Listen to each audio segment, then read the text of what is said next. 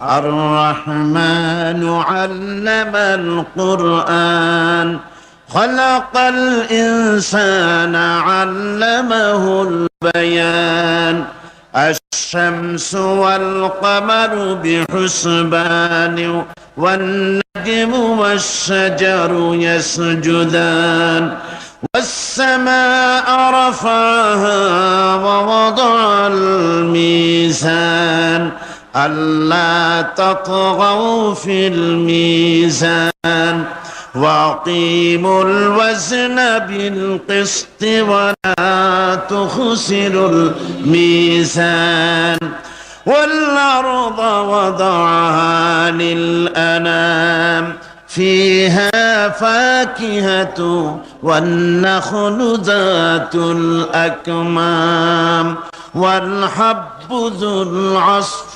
والريحان فبأي آلاء ربكما تكذبان صدق الله العظيم সূরা আর-রহমান আমরা আপনাদের সামনে আলোচনা করেছিলাম প্রথম দিনে আল্লাহ পাকের রহমান, তার রহমানিয়ত সম্পর্কে, তার দয়া সম্পর্কে বলেছিলাম। গোটা বিশ্ব চরাচরে, গোটা সৃষ্টি জগতে যা কিছু করুণা আল্লাহর, যা কিছু দয়া আল্লাহর, সবচাইতে বড় দয়া, সবচাইতে বড় করুণা, সবচাইতে বড় রহমত যে তিনি মানুষকে কোরআন শিক্ষা দিয়েছেন, আমাদেরকে কোরআন দান করেছেন। এটি হচ্ছে সবচাইতে বড় রহমত। এরপরে দ্বিতীয় দিন আল্লামাল কোরআন এর ব্যাখ্যা করতে গিয়ে দ্বিতীয় দিনে আমরা বলেছি কোরআনে কারিমের পরিচিতি। তৃতীয় দিনে ওই একই আয়াতের ব্যাখ্যা দিতে গিয়ে আমরা বলেছি কোরআনের বৈশিষ্ট্য, কোরআনে কারিমের মর্যাদা, কোরআনে কারিমের নাজিলের উদ্দেশ্য। চতুর্থ দিনে আমরা আপনাদের সামনে আলোচনা করেছি ওই একই আয়াতের আল্লামাল কোরআন, একই আয়াতের ব্যাখ্যা করতে দিয়ে কোরআনে কারিমের দাওয়াত, কি জন্য কোরআন পৃথিবীতে এসেছে, দাওয়াতটা কি? সে দাওয়াত ছিল তাওহীদকে প্রতিষ্ঠা করা, শিরককে বর্জন করা, আর জীবনের সকল ক্ষেত্রে আল্লাহর গোলামি কায়েম করে নেওয়া, আল্লাহর গোলামি জীবনের সকল ক্ষেত্রে মেনে নেওয়া। এ কথাগুলি গতকাল পর্যন্ত আমরা আলোচনা করেছি। দুটি আয়াতে আমাদের মানে খুবই ছোট্ট ছোট্ট দুটি বাক্যর মধ্যে আমাদের গত 4 দিন চলে গিয়েছে। ওই যে বলে তাজিম কিতাব আমরা পেয়েছি, আলহামদুলিল্লাহ। কোন খুশি হয়ে বলেন আলহামদুলিল্লাহ। এমন এক আজিম কিতাব, বিরাট কিতাব, সম্মানিত কিতাব আমরা পেয়েছি। আশা করি গত 4 দিনের কথাগুলি আমাদের হৃদয়ের কন্দরে অঙ্কিত হয়ে থাকবে, স্মৃতিপটে ভাস্বর হয়ে থাকবে, যার দ্বারা আগামী দিনগুলি আমরা আমাদের জীবনকে সুন্দর করতে পারবো, মার্জিত করতে পারবো, কোরআনে কারীমের আলোকে জীবন গড়তে পারবো। আল্লাহর কাছে তৌফিক চাই, সবাই বলুন আমিন। আজকে আপনাদের সামনে আলোচনা করতে চাই খলাকাল ইনসান আল্লামাহুল বায়ান। তিনি মানুষ সৃষ্টি করেছেন। আজকে আপনাদের সামনে বলা হবে মানব সৃষ্টি রহস্য। আল্লাহ পাক যেহেতু সৃষ্টিকর্তা, তিনি সৃষ্টি করেছেন। আমাদেরকে কে সৃষ্টি করেছেন বলুন? সকলে বলুন, আমাদের স্রষ্টা কে? তিনি আমাদেরকে সৃষ্টি করেছেন। যেহেতু তিনি আমাদের সৃষ্টি করেছেন, সেহেতু আমাদের সঠিক রাস্তা, সঠিক পথ বলে দেওয়ার দায়িত্ব কার? সেই আল্লাহ পাকের। যেহেতু সৃষ্টি করেছেন তিনি, রাস্তা বলে দেওয়ার দায়িত্ব সেই আল্লাহ পাকের। কোরআন মাজিদে এই কথাটি অনেক জায়গায় আল্লাহ পাক বলেছেন। যেমন সূরা আল-লাইলের ভিতরে বলা হয়েছে ইন্না আলাইনা লাল হুদা, আমার উপরে এটা দায়িত্ব, পথ কর্মপদ্ধতি পরিদর্শন করা, প্রদর্শন করা, রাস্তা দেখানো, এটার দায়িত্ব হচ্ছে আমি আল্লাহ পাকের। রাস্তা দেখাবেন কে? আল্লাহ পাক। অনেকে বলে যে আল্লাহ পাক কি রাস্তা দেখাবেন? কি হয়েছে ভাই? ভিডিও শুনলে একটু বসুন, একটু বসুন, আমি বলি শোনেন, আমি বলি শোনেন। আপনারা, বিষয়টা হচ্ছে আমি বুঝতে পেরেছি আপনাদের অসুবিধা এতটুকুন যে আপনারা আমাকে দেখতে পাচ্ছেন না। তবুও আমি মাঝে মধ্যে ওই ভিডিওর এপাশ ওপাশ করব যাতে করে দেখতে পান। ভিডিওটা সরাবার জন্য অনুরোধ করবেন না, কারণ এই ভিডিওর মাধ্যমে আপনারা তো সরাসরি তাফসীর শুনছেন আর দেখছেন। এই ভিডিওর মাধ্যমে গোটা পৃথিবীতে বাংলাদেশি মুসলমান দুনিয়ায় যত জায়গায় আছে এই ভিডিও চলে যাচ্ছে, ইউরোপে, আমেরিকায়, মধ্যপ্রাচ্যে। আর এর দ্বারা অনেক ইহুদি, অনেক খ্রিস্টান, অনেক বৌদ্ধ, অনেক হিন্দু, অনেক মজুসি ইসলাম কবুল করার সুযোগ পাচ্ছে। বলেন রব্বানা লাকাল হামদ। একটুখানি আমাকে না দেখার এই কষ্টটুকুন বরদাস্ত করুন, একটু ধৈর্য ধরুন। তবু আমি আপনাদেরকে উকি ঝুঁকি মারবো যেন দেখতে পান। আপনাদের এই ধৈর্যের কারণে আল্লাহ সুবহানাহু ওয়া তাআলা আপনাদেরকে মেহেরবানি করবেন, আপনাদেরকে রহমত করবেন। আমরা সবাই বলি আমিন। ভাইরা আমার, আল্লাহ পাক পথ দেখিয়েছেন, আল্লাহ পাক রাস্তা দিয়েছেন।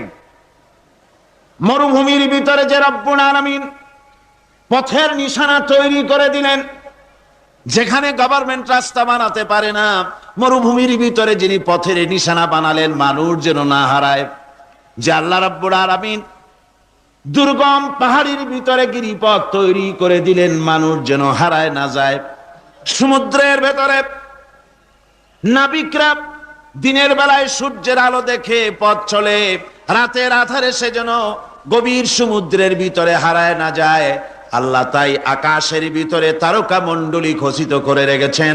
সমুদ্রের নাবিকেরা, জাহাজের নাবিকেরা তারকা দেখে দেখে পথ নির্ণয় করে নেন। যে মাবুদ রাস্তা বানালেন জঙ্গলের ভিতরে, পাহাড়িয়া এলাকার ভিতরে, যে মহান প্রভু রাস্তা বানালেন, নিশানা বানালেন মরুভূমির ভিতরে, যিনি রাস্তা দেখায় দিলেন গভীর সমুদ্রের ভেতরে, সেই আল্লাহ রাব্বুল আলামিন আমরা দুনিয়ার বুকে মানুষেরা অন্ধকারে মরবো, রাস্তা হবে না, এমনটি তো হতেই পারে না। আল্লাহ রাব্বুল আলামিন আমাদের জন্য রাস্তা বানায়েছেন। মহান আল্লাহ রাব্বুল আলামিন বলেন, ওয়ালাল্লাহি কাসদুস সাবিলি ওয়া মিনহা জাইরুন। আল্লাহ পাক বলেন, সোজা রাস্তা, সোজা পথ বলে দেওয়ার দায়িত্ব আমি আল্লাহর। যেখানে রয়েছে অসংখ্য বাঁকা পথ, অসংখ্য বাঁকা পথ যেখানে, যে পৃথিবীতে, সেখানে সোজা রাস্তা বলে দেওয়ার দায়িত্বটা কার? জোরে বলেন কার? আল্লাহ শুধু সৃষ্টি করেন না, সৃষ্টি করেন, শিক্ষা দেন, পথ বলে দেন, পথটাও বাকি রাখেন না, পথটাও তিনি বলে দিয়ে দেন। হযরতে মূসা আলাইহিস সালামের কাছে ফেরাউন প্রশ্ন করলো, তুমি যে রবের দাবি করছো, যে একজন রব আছেন, সে রবের পরিচয় কি? তোমার সেই রব কে? হযরতে মূসা আলাইহিস সালাম যে জবাবটা দিলেন, কি সুন্দর জবাব! এক কথার ভিতরে সমস্ত কথা সন্নিবেশিত হয়ে গেছে। ফেরাউনের প্রশ্নের জবাবে রব কে, এ কথার জবাব দেওয়া যায়, হাজার হাজার পৃষ্ঠা লেখা যায়। রবকে, তার পরিচিতি। আমি যদি এখন শুধু রব শব্দের ব্যাখ্যা করি, তাফসীর করি, রাত শেষ হয়ে যেতে পারে, ইনশাআল্লাহ ব্যাখ্যা দেওয়া যাবে।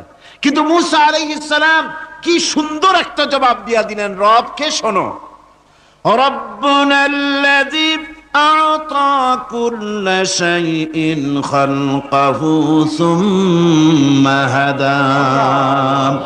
রব হচ্ছেন সেই, আমার প্রভু হচ্ছেন তিনি, যিনি সমস্ত সৃষ্টিকে, সমস্ত মাখলুকাতকে যিনি সৃষ্টি করেছেন, আর সৃষ্টি করার পর তার চলার জন্য পথ তৈরি করে দিয়েছেন। তিনি হচ্ছেন আল্লাহ পাক, যিনি সৃষ্টি করেন আর পথের দিশা দেন। তিনি হচ্ছেন আল্লাহ পাক, তিনি হচ্ছেন রব। শুধু বানান না, বানাবার পরে তার প্রয়োজনটাও মিটায় দেন। আল্লাহ পাক সেই আল্লাহ বলছেন, খালাকাল ইনসানা আল্লামাহুল বায়ান। তিনি মানুষ সৃষ্টি করেছেন। আমি সম্ভবত দ্বিতীয় দিনে আপনাদেরকে বলেছিলাম, মানুষ বানর থেকে আসে নাই, মানুষ ওরাং ওটাং থেকে আসে নাই, মানুষ শিম্পাজি থেকে আসে নাই, মানুষ বাঁদরের গোষ্ঠী নয়, মানুষ এসেছে মাটি থেকে, আদম থেকে। মানুষের পূর্বপুরুষ হচ্ছেন হযরতে আদম আলাইহিস সালাম। মানুষের পূর্বপুরুষ কে? আদম আলাইহিস সালাম। আর মানুষের পূর্বপুরুষ হচ্ছেন আদম আলাইহিস সালাম, আর তার উৎপত্তি হচ্ছে মাটি থেকে। মানুষ এসেছে আদম থেকে, আদম এসেছে মাটি থেকে। এখন আল্লাহ পাক বলছেন যে আমি হচ্ছি তোমার স্রষ্টা, আমি তোমাকে বানাইছি। কোরআনে কারীমে কথা এভাবে বলছে, কাইফা তাকফুরুনা বিল্লাহি ওয়া কুনতুম আমওয়াতান ফাহিয়াকুম সুম্মা ইউমীতুকুম সুম্মা ইউহয়ীকুম সুম্মা ইলাইহি তুরজাউন। হে মানুষ, তোমরা কিভাবে কুফরি করো, অস্বীকার করো, আল্লাহর সাথে নাফরমানি করো? কিভাবে করো? যে আল্লাহ তোমাকে, তুমি ছিলে মৃত্যু, তোমাকে আল্লাহ পাক জিন্দা করেছেন, এই জিন্দা থেকে আবার মৃত্যু করবেন, আবার মৃত্যু থেকে তোমাদেরকে জিন্দা করবেন, আবার সেই আল্লাহর কাছে তোমাদেরকে ফিরে আসতে হবে। সুতরাং মানুষ জন্মের পূর্বে সব মৃত্যু ছিল, একথা তো আজ বিজ্ঞান সম্মত কথা, বৈজ্ঞানিক সত্য কথা। মানুষ জন্মের আগে মৃত্যু ছিল। কিভাবে? মানুষের উৎপত্তি কোত্থেকে এলো? কোরআনে কারীম তা পরিষ্কার করে বলছে। তোমাকে কিভাবে সৃষ্টি করেছে তুমি দেখো। সন্তান মায়ের জরায়ুতে আসার পূর্বে সে ছিল পিতার শুক্রকীট আর মায়ের ডিম্বাণু, অর্থাৎ স্পার্মটোজন এবং ওভাম, এই দুটি জিনিসের মধ্যে সে বিভক্ত ছিল। মায়ের বক্ষপিঞ্জর এবং পিতার পৃষ্ঠদেশ থেকে সবেগে নির্গত এক ফোঁটা পানি দিয়ে আমি আল্লাহ পাক তোমাকে সৃষ্টি করেছি। কোরআনে কারীম বলছে, হাল আতা আলাল ইনসানি হিনুম মিনাদ দাহরি লাম ইয়াকুন শাইআম মাযকুরা। মানুষের জীবনে কি এমন এক সময় এসেছিল না যখন সে উল্লেখযোগ্য বিষয় বস্তু হিসাবে পরিগণিত ছিল না? তোমার নাম ছিল না, পরিচয় ছিল না, কিছুই ছিল না, দুনিয়ার কেউ তোমাকে জানতো না, শুনতো না। আমি আল্লাহ পাক তোমাকে সৃষ্টি করেছি। তুমি কোত্থেকে এলে? কোরআনে কারীম থেকে তা জেনে নাও। আল্লাহ রাব্বুল আলামিন বলেন, ইন্না খালাকনাকুম মিন তুরাবিন সুম্মা মিন নুতফাতিন সুম্মা মিন আলাকাতিন সুম্মা মিন মুদগা। আমি রাব্বুল আলামিন তোমাকে সৃষ্টি করেছি, মাটির উপাদান দিয়ে তৈরি করলাম। মা বাপের, পুরুষের স্পার্মটোজন আর মহিলাদের ওভাম দুটোতে মিলে মায়ের গর্ভের ভিতরে নাপাক পানি ফোঁটাকে জমাট রক্তে পরিণত করে দিলাম। এই জমাট রক্তকে গোশত বানালাম, কচি কচি হাড় দিয়ে একটা বডি, একটা স্ট্রাকচার তৈরি করলাম। তারপরে ফাকাসাউনাল ইযামা লাহমা, গোশত দিয়ে, রক দিয়ে, চামড়া দিয়ে সুন্দর করে ছাউনি দিয়া মায়ের গর্ভের ভিতরে আমি আল্লাহ রব্বুল আলামিন তোমাকে বানাইছি। মায়ের পেটের ভিতরে ফি কারারিম মাকিন, একটি সুরক্ষিত জায়গায় তোমাকে আমি রেখে দিলাম, যেখানে কোনো রোগ, কোনো জার যেখানে পৌঁছতে পারবে না, কোনো অসুবিধা হবে না, এমন একটা জায়গায়, এমন একটা ইন্টেনসিভ কেয়ার ইউনিটের ভিতরে রেখেছি। সুবহানাল্লাহ ওয়া বিহামদিহি। একটা ইন্টেনসিভ কেয়ার ইউনিট, যেখানে কোন রকমের কোনো জার্ম প্রবেশ করে বা করবার কোনো ক্ষমতা নাই কারো। এমন একটা যে একটা প্যাকেট, সুন্দর একটা প্যাকেট, একটা কভারের মধ্যে তোমাকে তৈরি করা হলো মায়ের পেটের মধ্যে। তারপরে আজকে তুমি কুফরি করতেছো, আজকে আমাকে অস্বীকার করছো। ওই গর্ভের ভেতরে আমি ইচ্ছে করলে রক্তের পিণ্ডের আকারে মায়ের গর্ভ থেকে আবর্ষণ করে দিতে পারতাম, দুনিয়ার মুখ দেখতে পারতে না। মায়ের পেটের ভেতর থেকে মরা সন্তান হিসাবে বের করে দিতে পারতাম, বিকলাঙ্গ করে বের করে দিতে পারতাম, পঙ্গু করে বের করতে পারতাম। পারতেন না? আল্লাহ রাব্বুল আলামিন বলেন, কেমনে বানালাম? খলাকাল ইনসান, মানুষ আমি সৃষ্টি করেছি মায়ের পেটের ভিতরে বসে। যখন ক্ষুধার উদ্রেক হলো, রুহু যখন এসে গেল, ক্ষুধা লাগলো, খাবারের প্রয়োজন হলো, আমি কেমনে খাওয়ালাম? দুনিয়ার কোনো মা বাপ, কোন নেতা, কোন ডাক্তার, কোন চিকিৎসা বিজ্ঞানী মায়ের পেটের সন্তানের খাবার সরবরাহ করতে পারে না। আল্লাহ পাক বলেন, তুমি কি খাবে? ব্যবস্থা আমি করেছি। মায়ের মাসিক অসুখকে বন্ধ করে দিয়ে মায়ের নাভির সঙ্গে তোমার নাভির সাথে তার লাগাইয়া দিয়েছি, আর ওই তারের মাধ্যমে রক্ত বের করে দিয়া মায়ের রক্ত দিয়ে তিল তিল করে তোমারে বড় করেছি। রক্তটা মুখে লাগাই নাই, মুখে লাগলে পরে নাপাক রক্ত, মুখটা নাপাক হয়ে যাবে। নাভির ভিতর দিয়ে পাস করে দিলাম, মুখটাকে পবিত্র রেখে দিলাম, যাতে করে দুনিয়ায় আসার পর আমার পবিত্র বানানো মুখখানা দিয়া এই দুনিয়ায় বসে তোমার আল্লাহর পবিত্র নামের জিকির করতে পারো। এমন সুন্দর করে মায়ের পিঠের ভিতরে তৈরি করলাম, হাত দিলাম, পা দিলাম, সুন্দর করে বানালাম, এমন নিখুঁত করে বানালাম, তাকায়া দেখো নিজের দিকে, সুন্দর করে বানালাম। এরপরে কি করলাম, সুম্মা নুখরিজুকুম তিফলা, বাচ্চার আকারে মায়ের পেট থেকে আস্তে করে বের করে নিয়ে আসলাম। সুবহানাল্লাহ বিহামদিহি, আস্তে করে মায়ের পেট থেকে নিয়ে এসেছি পৃথিবীর বুকে। পৃথিবীতে যখন আসলে তখন তোমার অবস্থাটা কি ছিল? ক্ষুধার যন্ত্রণায় যদি মরেও যেতে, কান্দা ছাড়া ভাষা নাই। ভাষা আছে? কোন হুঁশ ছিল আমাদের? কোন জ্ঞান ছিল? আল্লাহ রাব্বুল আলামিন বলেন, আল্লাহু আখরাজাকুম মিন বুতুনি উম্মাহাতিকুম লা তা'লামুনা শাইআ, মায়ের গর্ভ থেকে এমন অবস্থায় বের করে এনেছি যখন তোমার কোনো হুঁশ নাই, জ্ঞান নাই, কথা বলতে পারো না, পায়খানার ভিতরে পড়ে থাকো, ট্যা ট্যা করে কান্দা ছাড়া পথ নাই, পানির পিপাসায় গলা শুকায় যায়, কান্দা ছাড়া পথ নাই, মনের তোমার মুখের কোনো ভাষা নাই কান্না ছাড়া।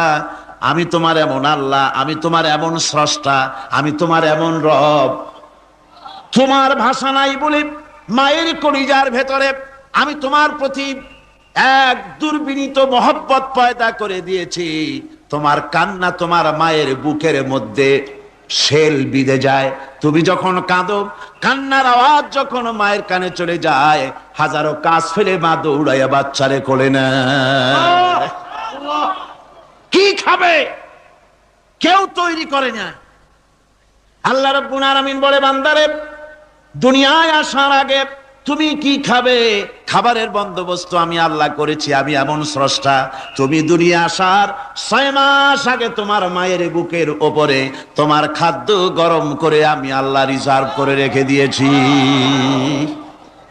সেই খাদ্য শুধু খাদ্য নয়, রোগের প্রতিষেধক, এটা ওষুধ। আজ বিজ্ঞানীরা, চিকিৎসা বিজ্ঞানীরা বলছেন, মায়ের দুধ সন্তানের খাদ্যের, মায়ের দুধের চাইতে কোনো বিকল্প কিছুই নাই। সন্তান পৃথিবীতে এলে মায়ের প্রথম দুধটা, গ্রামে গঞ্জে অশিক্ষিত এলাকায় প্রথম দুধটা ফেলে দেয়, এটাকে মনে করে এটা খারাপ, এটা খাওয়াতে নাই, তাহলে ধনুষ্টঙ্কার হবে, হাবিজাবি কথা বলে। আল্লাহ দুধ বানাইছে বাচ্চার ধনুষ্টঙ্কার হওয়ার জন্য। মায়ের ওই প্রথম দুধটা হচ্ছে সন্তানের জন্য সমস্ত রোগের প্রতিষেধক। সে ছিল পেটের ভিতরে একটা কাভারের মধ্যে, ওখানে কোনো জার্ম ছিল না, কোন রোগ জীবাণু ছিল না। ও পৃথিবীতে এসেছে যেখানে অক্সিজেনের ভেতরে জার্ম রয়েছে, বাতাসের ভিতরে জার্ম রয়েছে, যার পরিবেশটা খারাপ হয়ে আছে, মানুষের শ্বাস প্রশ্বাসে নিঃশ্বাসে হাজারো রোগ জীবাণু ঘুরছে। এই রকমের একটা পৃথিবীতে এসেছে। আসার পরে কচি স্বাস্থ্য, কচি শরীর, কচি হার্ট, কচি লাংস, সেটাকে প্রতিরোধ করবে কি করে? সেজন্য আল্লাহ পাক মায়ের দুধের ভিতরে সমস্ত রোগের প্রতিষেধক দিয়ে দিয়েছেন। সুবহানাল্লাহ। আজকের বিজ্ঞানীরা তা স্বীকার করেছেন। অনেক মা তার সন্তানকে দুধ দেন না, নিজের শরীর স্বাস্থ্য ভালো রাখার চিন্তা করে বাচ্চাকে দুধ খাওয়ান না। এটা অত্যন্ত নির্মম কাজ। বাচ্চাকে দুধ খাওয়ালে বাচ্চার সাথে মায়ের মহব্বত বাড়ে। ইউরোপে, আমেরিকায় মাকে মা বলে ডাকে না, বাপকে শ্রদ্ধা করে না, সম্মান করে না। তার কারণ সেখানে মায়েরা তার সন্তানদেরকে কোলে নেয় না, সন্তানদেরকে ফিডার খাওয়ায়। আর আমি নিজের চোখে দেখেছি, মায়েরা ইউরোপে, আমেরিকায় যখন শপিং এ আসে, তখন রাস্তায় যখন আসে, তখন ওই পুশ চেয়ার গুলিতে বাচ্চাকে শোয়াইয়া বাচ্চা এভাবে পুশিয়ারে করে ঠেলে নিয়ে যায়, আর কুত্তার বাচ্চাগুলি কোলে করে ঘুরে বেড়ায়। কুত্তার বাচ্চা কোলে নেয়, নিজের বাচ্চা পুশিয়ারে করে ঠেলে। সেই জন্য মায়ের প্রতি সন্তানের মহব্বত হয় না, সন্তানেরও মায়ের প্রতি কোনো শ্রদ্ধা জাগে না। আল্লাহর কি ব্যবস্থা, মায়ের কলিজার মধ্যে মহব্বত পয়দা করে দিয়েছেন আল্লাহ পাক। মায়ের বুকের দুধের ভিতরে আল্লাহ রাব্বুল আলামিন, আল্লাহ পাক বলছেন, আমি মানুষ সৃষ্টি করেছি আর তার সমস্ত প্রয়োজন মিটিয়েছি, তার খাবারের সব প্রয়োজন মিটিয়ে দিয়েছি। দুধটাকে ঘন করি নাই হজম করতে পারবে না বলে, ওই দুধটা সামান্য পাতলা করে দিয়েছি, ওর ভিতরে সামান্য মিষ্টি দিয়েছি।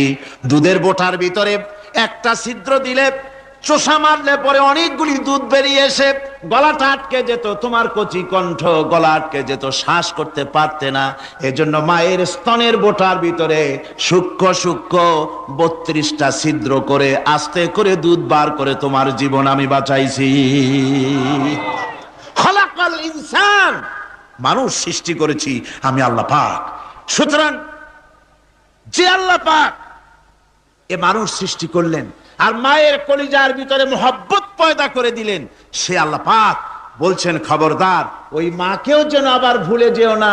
মাকে সম্মান করে করো, মা বাপকে মোহব্বত করো, তাদেরকে শ্রদ্ধা করো।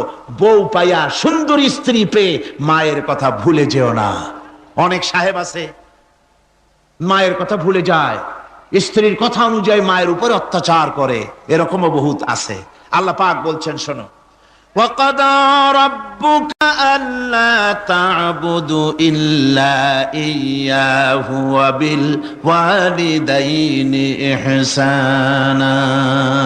তোমার প্রভুর পক্ষ থেকে ফয়সালা হয়েছে, চূড়ান্ত সিদ্ধান্ত হয়ে গিয়েছে, আমি আল্লাহর ইবাদতের পর তোমার মা বাপের ইহসান করবে, খেদমত করবে, তাদের জন্য উপকার করবে, তাদেরকে ভালোবাসবে।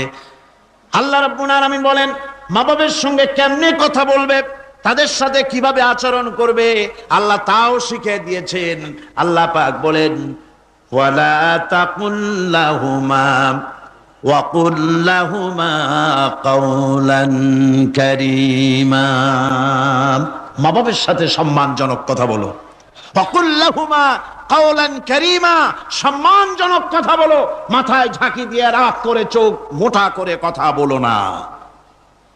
তুমি সন্তান, তোমার জন্য সবচাইতে বড় পীর তোমার আব্বা, তোমার আম্মা, ঠিক কিনা কন? ছেলের জন্য, মেয়ের জন্য, সন্তানের জন্য সবচাইতে বড় পীর কে? বাপ মা। এটা ভালো করে মনে রাখতে হবে। আপনার মাওলানা সাহেবদের দোয়া, পীর সাহেবদের দোয়া কবুল হতেও পারে, নাও হতে পারে, 50-50 সম্ভাবনাও আছে, আবার সম্ভাবনা নাই। কিন্তু মা বাবার দোয়া কবুল হবে 100% সিউরিটি রয়েছে। রাসূলুল্লাহ বলেছেন 3 জনের দোয়া কবুল হবে, মুস্তাজাবুদ দাওয়াত। কয়জনের দোয়া কবুল হবে? আল্লাহ রাব্বুল আলামিনের হাবিব বলেন 3 জনের দোয়া কবুল হবে আল্লাহর দরবারে। তার মধ্যে একজন হলেন মাজলুম ব্যক্তি, যে ব্যক্তি অত্যাচারিত, যে ব্যক্তি মুসাফির, প্রবাসী, তার দোয়া কবুল হবে। আর মা বাপ যদি সন্তানের জন্য দোয়া করে, ওই দোয়া আল্লাহ রাব্বুল আলামিনের দরবারে মঞ্জুর হয়ে যায়। আল্লাহ রাব্বুল আলামিন মা বাপ সম্পর্কে বলেন, মা বাবের জন্য আমার কাছে দোয়া করবি বান্দারা, আমার কাছে দোয়া করবি। দোয়াটা আল্লাহ পাক শিখাচ্ছেন, রব্বিরহামহুমা কামা রব্বায়ানি সাগীরা। পড়েন সবাই, রব্বিরহামহুমা কামা রব্বায়ানি সাগীরা। একটু জিকির করেন, লা ইলাহা। একটা ফ্যান আনতে হবে, মাস্ক।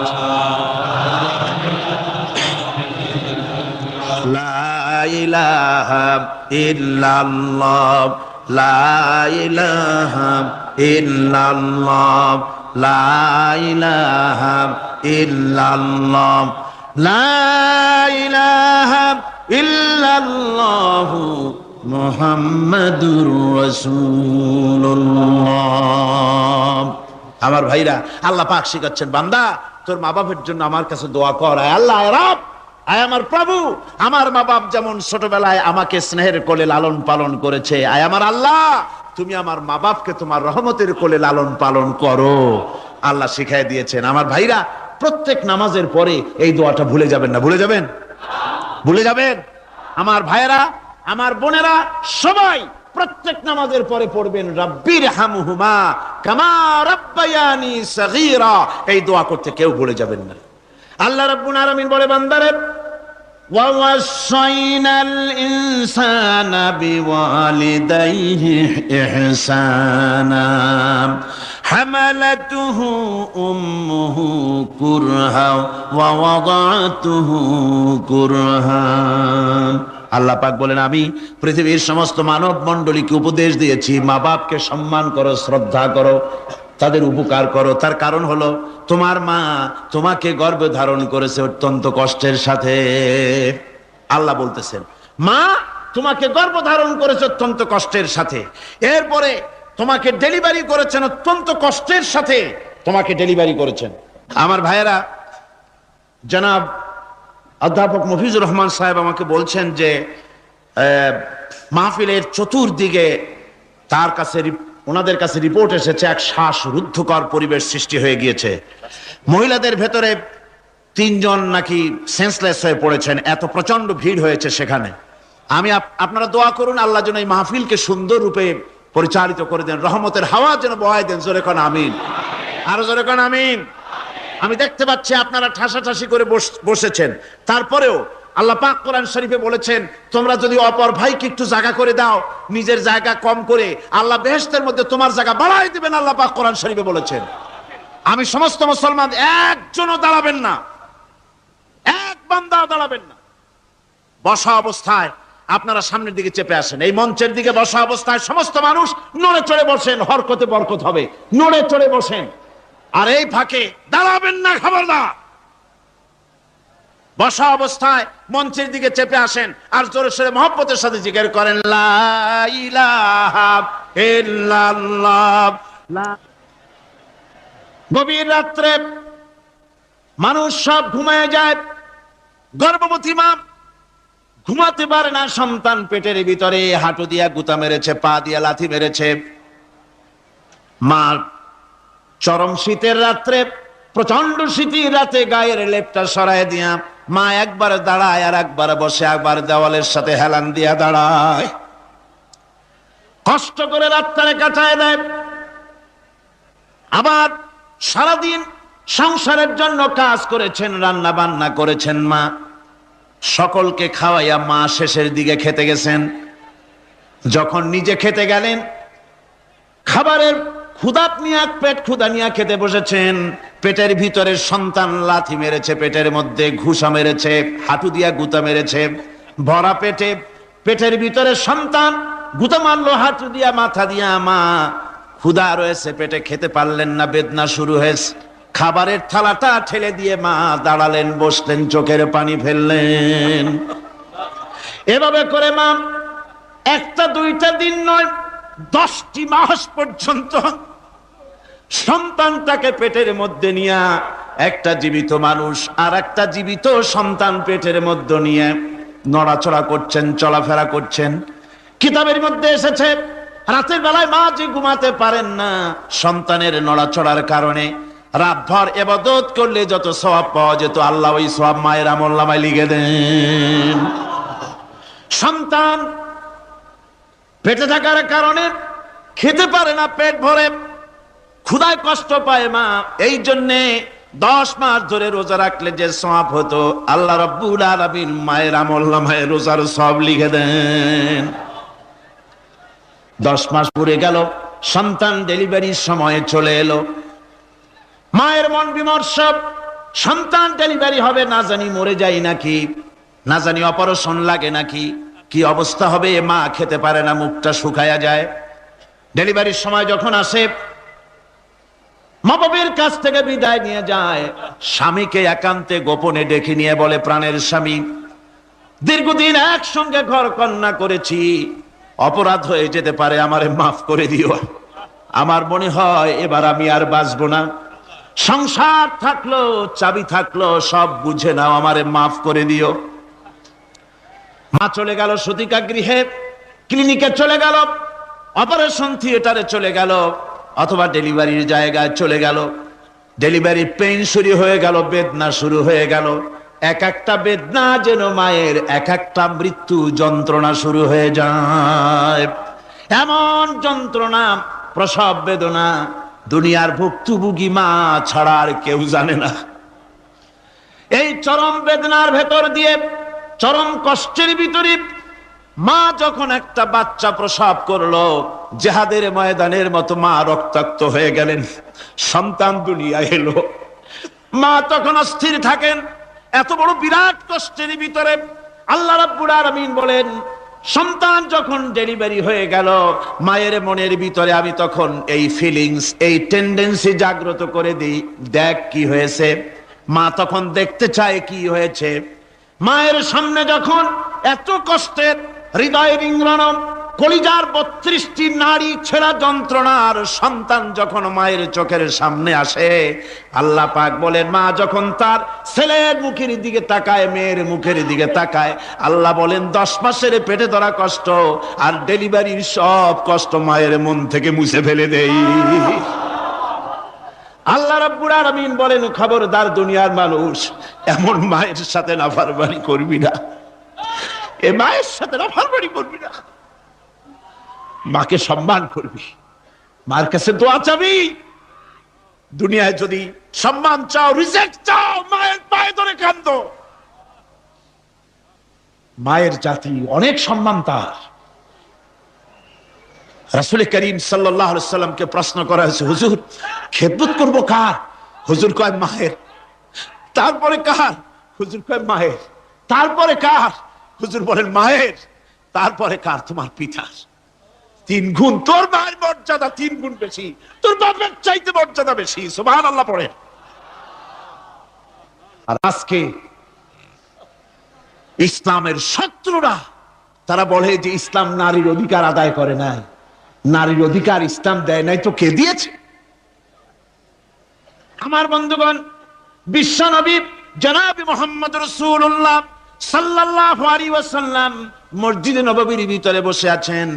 এক বৃদ্ধা মহিলা মসজিদের মধ্যে প্রবেশ করলেন। হুজুর বৃদ্ধাকে দেখে দাঁড়ায় গেলেন, বিশ্ব নবী বুড়ি মেয়ে লোককে দেখে দাঁড়ায় গেলেন। আল্লাহর নবী বুড়িকে দেখে দাঁড়ালেন। বুড়ি যখন কাছে এলেন, আল্লাহর নবী নিজের গায়ের চাদর বুড়ির জন্য বিছায়া দিলেন। বুড়ি বসলেন। এরপরে কথাবার্তা সারার পর বুড়ি যখন বিদায় হবেন, হুজুর আবার দাঁড়ালেন। বুড়ি মহিলা চলে গেলেন। সাহাবায়ে কেরাম বলেন, ইয়া রাসূলুল্লাহ, কিছুই বুঝলাম না, একজন বৃদ্ধা মহিলার জন্য বিশ্ব নবী দাঁড়ান আর গায়ের চাদর বিছান, আমরা বড় আশ্চর্য হয়ে গেলাম। নবীজি বলেন, ও আমার সাহাবীরা, তোমরা জানো না, এই মহিলা কি চিনতে পারো নাই? আমি আমার মায়ের দুধ আমার জীবনে কিসমতে তেমন হয় নাই। আমি আমার মায়ের দুধ তেমন কিসমতে পাই নাই। যার বুকে দুধ খেয়ে, যার কোলে কাখে চড়ে আমি বড় হয়েছি, আমার সেই দুধ মা, ইনি হযরতে হালিমাতুস সাদিয়া, আমার সেই দুধ মা। রাসূলুল্লাহ নিজে সম্মান দিয়েছেন মায়ের। খবরদার মাকে অসম্মান করবেন না, মাকে সম্মান করবেন, মাকে শ্রদ্ধা করবেন। আমার বন্ধুগণ, আলেম ওলামা পীর বুজুর্গদের জন্য হাদিয়া তো দেন আপনারা, কোনো নিষেধ নাই, দেন। হাদিয়া দেওয়াও সুন্নত, নেওয়াও সুন্নত, দিবেন, আমি কোনো নিষেধ করি না। কিন্তু আমি বলতে চাই, পীর বুজুর্গদের কাছে, আলেম ওলামাদের কাছে হাদিয়া দিয়া আল্লাহরে যত না খুশি করতে পারবেন, এই ডালিম বেদানার মৌসুমে বেদানা একটা ভেঙে নিজ হাতে যদি মায়ের মুখে তুলে দেন, আল্লাহর আরশ খুশি হয়ে যাবে, আল্লাহর আরশ আজিম খুশি হয়ে যাবে, আল্লাহ পাক খুশি হয়ে যাবেন। মায়ের খাওয়াও, বাপকে খাওয়াও, তোমার সবচেয়ে বড় পীর তিনি। সুবহানাল্লাহ পড়ো, সুবহানাল্লাহ। মা বাপ যদি একটু দোয়া করে দেয়, তোমার জিন্দেগীর কাম শেষ। একটু বদদোয়া করলে জাহান্নামে যাবা। কোন পীর সাহেব বদদোয়া করলে জাহান্নামে যাবে এমন কথা নাই। কোন মাওলানা বদদোয়া করলে দোজখে যাবে এমন কথা নাই। রাসূল বলেছেন, হুমা জান্নাতুকা ওয়া নারুকা, মা বাপ তোমার বেহেশত, মা বাপ তোমার জাহান্নাম। মা বাপ যদি অসন্তুষ্ট হয়, দোজখে যাবি। আর মা বাপ যদি খুশি, আল্লাহর জান্নাতে চলে যাবি। সুবহানাল্লাহ, সুবহানাল্লাহ, সুবহানাল্লাহ। মায়ের পায়ের তলে তোর বেহেশত। আমরা পুরুষ, আমাদের গত বছরও বলেছি, আমরা পুরুষ, আমাদের পায়ের তলে জুতা। আমাদের পায়ের তলে কি? শুধু জুতা। আর আমার মা, আমার মায়ের জাতি যারা এই প্যান্ডেলে বসে আছেন, আমার মায়েরা, বোনেরা, মায়ের জাতি যারা পৃথিবীতে, মায়ের জাতির পায়ের তলে আল্লাহর বেহেশত। সুবহানাল্লাহ। নারীর মর্যাদা ইসলাম দেয় নাই, কে দিয়েছে? আল্লাহ দিয়েছেন, আল্লাহর রাসূল দিয়েছেন। আমার বন্ধুগণ, হযরত বাইজিদ বুস্তামি, ছোট্ট বাচ্চা ছেলে, গভীর রাত্রে মা অসুস্থ, পানির পিপাসায় জেগে উঠেছেন। বাবারে, পিপাসায় শেষ হয়ে গেলাম, পানি দাও। ছেলে ঘরের ভিতরে পানি না পেয়ে বাইরে দৌড়াদৌড়ি করলেন। অনেক দূর থেকে পানি নিয়ে এসে দেখেন মা ঘুমায় গেছেন।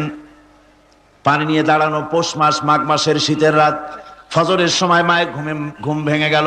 তাকিয়ে দেখেন বাইজিদ দাঁড়ানো, হাতে পানি থরথর করে কাঁপছে। জিজ্ঞাসা করে, বাইজিদ তুমি দাঁড়ানো কেন? ছোট্ট বাচ্চা বলে, মা পানি চেয়েছিলে তুমি গভীর রাত্রে, পানি ঘরে ছিল না, অনেক দূর থেকে আনতে হয়েছে।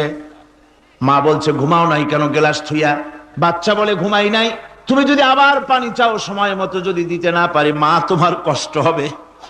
এই জন্য ফজর পর্যন্ত আমি দাঁড়ায় আছি, কখন তুমি পানি চাও। মা হাতের থেকে পানি নিয়ে পান করলেন। বাইজিদকে বিছানার উপরে আরাম করে কম্বল দিয়ে ঘুম পড়াইয়া দিলেন। হযরতে বাইজিদের মা উযু করে ফজরের নামাজ পড়ে সিজদায় চলে গেলেন। চিৎকার মেরে কেঁদে বলেন, আমার রব, আমার আল্লাহ, আমি আমার বাইজিদের মা, আমি মা হয়ে বাইজিদের জন্য দোয়া করি। বাইজিদ আমার জন্য আজকে যা করেছে, আমি মা, আমার কলিজা ঠান্ডা হয়ে গেছে। হায় আল্লাহ, আমি বাইজিদের জন্য দোয়া করি, তুমি তাকে সুলতানুল আরিফিন বানাইয়া দিও। মঞ্জুর হয়ে গেল আল্লাহ পাকের কাছে দোয়া। আমার ভাইরা, আল্লাহ পাক বলছেন, খবরদার, আমার ইবাদতের পরে মা বাপ। আল্লাহর ইবাদতের পরে কারা? মা বাপ। মা বাপকে সম্মান করো, শ্রদ্ধা করো, মোহাব্বত করো, কিসমত খুলে যাবে, কিসমত খুলে যাবে। মা বাপকে সম্মান করো। হযরত আবু হুরায়রা রাদিয়াল্লাহু তাআলা আনহু রাসূলের সামনে এসে কাঁদতেছেন। হুজুর বলছেন, আবু হুরায়রা কাঁদো কেন? কাঁদো কেন? রাতের বেলা কাঁদো কেন? হযরত আবু হুরায়রা বলছেন, হুজুর আমাকে মা মেরেছেন। হুজুর বলছেন, মা মারলো কেন? কোন অপরাধ করেছো? কোন গোস্তাখি করেছো? আবু হুরায়রা বলছেন, না হুজুর, কোন গোস্তাখি করি নাই, তবে মারলো কেন? হযরত আবু হুরায়রা বলছেন, হুজুর আমি আপনার দরবার থেকে ফিরতে রাত হয়ে গিয়েছিল। মা জিজ্ঞেস করলেন, আবু হুরায়রা এত রাত্রে কোথায় ছিলি? বললাম, আমি ছিলাম যে কদম চুমতে পারলে দুনিয়া ধন্য হয়, সেই দরবারে নববীর কদম মোবারক থেকে আসতে আমার দেরি হয়েছে। আমার মা মুশরিকা, আপনার নাম শুনে তার গায়ে আগুন জ্বলে উঠলো, আমাকে ধরে মারা আরম্ভ করলো। বলল, হয় আমার বাড়ি ছাড়বি, আর না হয় মুহাম্মদ সাল্লাল্লাহু আলাইহি ওয়াসাল্লামের দরবার ছাড়বি। আমি বললাম, আমার মা, তুমি বুড়ি মানুষ, তোমার গায়ে যত শক্তি আছে সমস্ত শক্তি দিয়ে আমারে পিটাও, আমারে মারো। মারতে মারতে আমাকে বাড়ি থেকে তুমি বের করে দাও। তোমার বাড়ি শুদ্ধ, তামাম দুনিয়া ছেড়ে দিতে পারি, আল্লাহর নবীর কদম মোবারক ছেড়ে দিতে পারি না। হুজুর, আমার মা আমাকে গলা ধাক্কা দিয়ে বের করে দিয়েছেন। হুজুর বলছেন, আবু হুরায়রা, তোমার মা তোমাকে মেরেছে, তুমি আমার কাছে নালিশ করছো? আমার তো এখানে ইন্টারফেয়ার করার কিছুই নেই।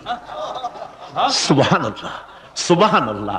মা তোমাকে মেরেছে, এখানে আমার করার কিচ্ছু নাই।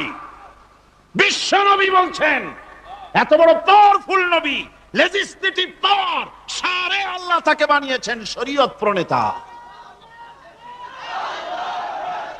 কোরআন শরীফ, কোরআন শরীফে শুধু হালাল ও হারামের,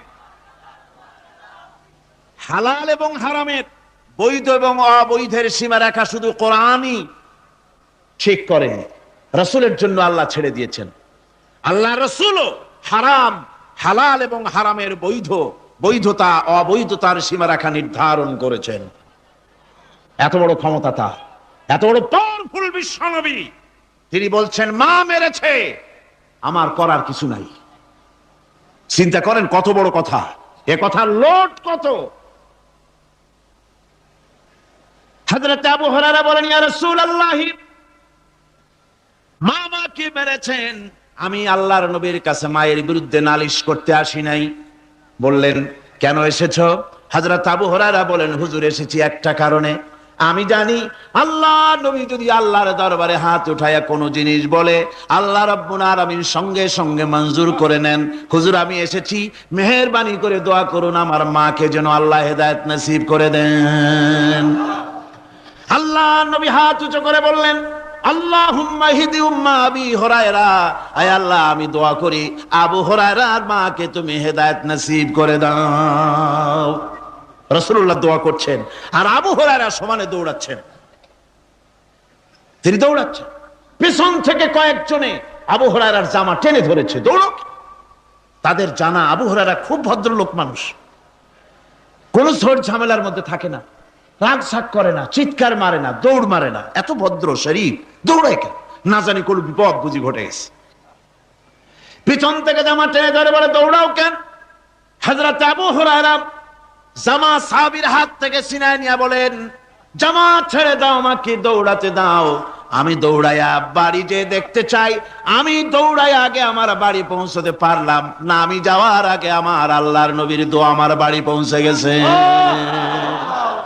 আমি এইটা দেখতে চাই। হযরত আবু হুরায়রা বাড়িতে গিয়ে দরজা নক করলেন, ভেতর থেকে আওয়াজ এলো, কে?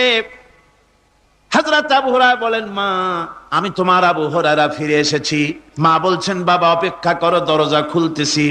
হযরত আবু হুরায়রা বলেন, মায়ের গলার আওয়াজের ভিতরে শিরকিয়াতের কর্কশতা পেলাম না, মায়ের গলার আওয়াজের ভিতরে তাওহীদের গন্ধ পেলাম।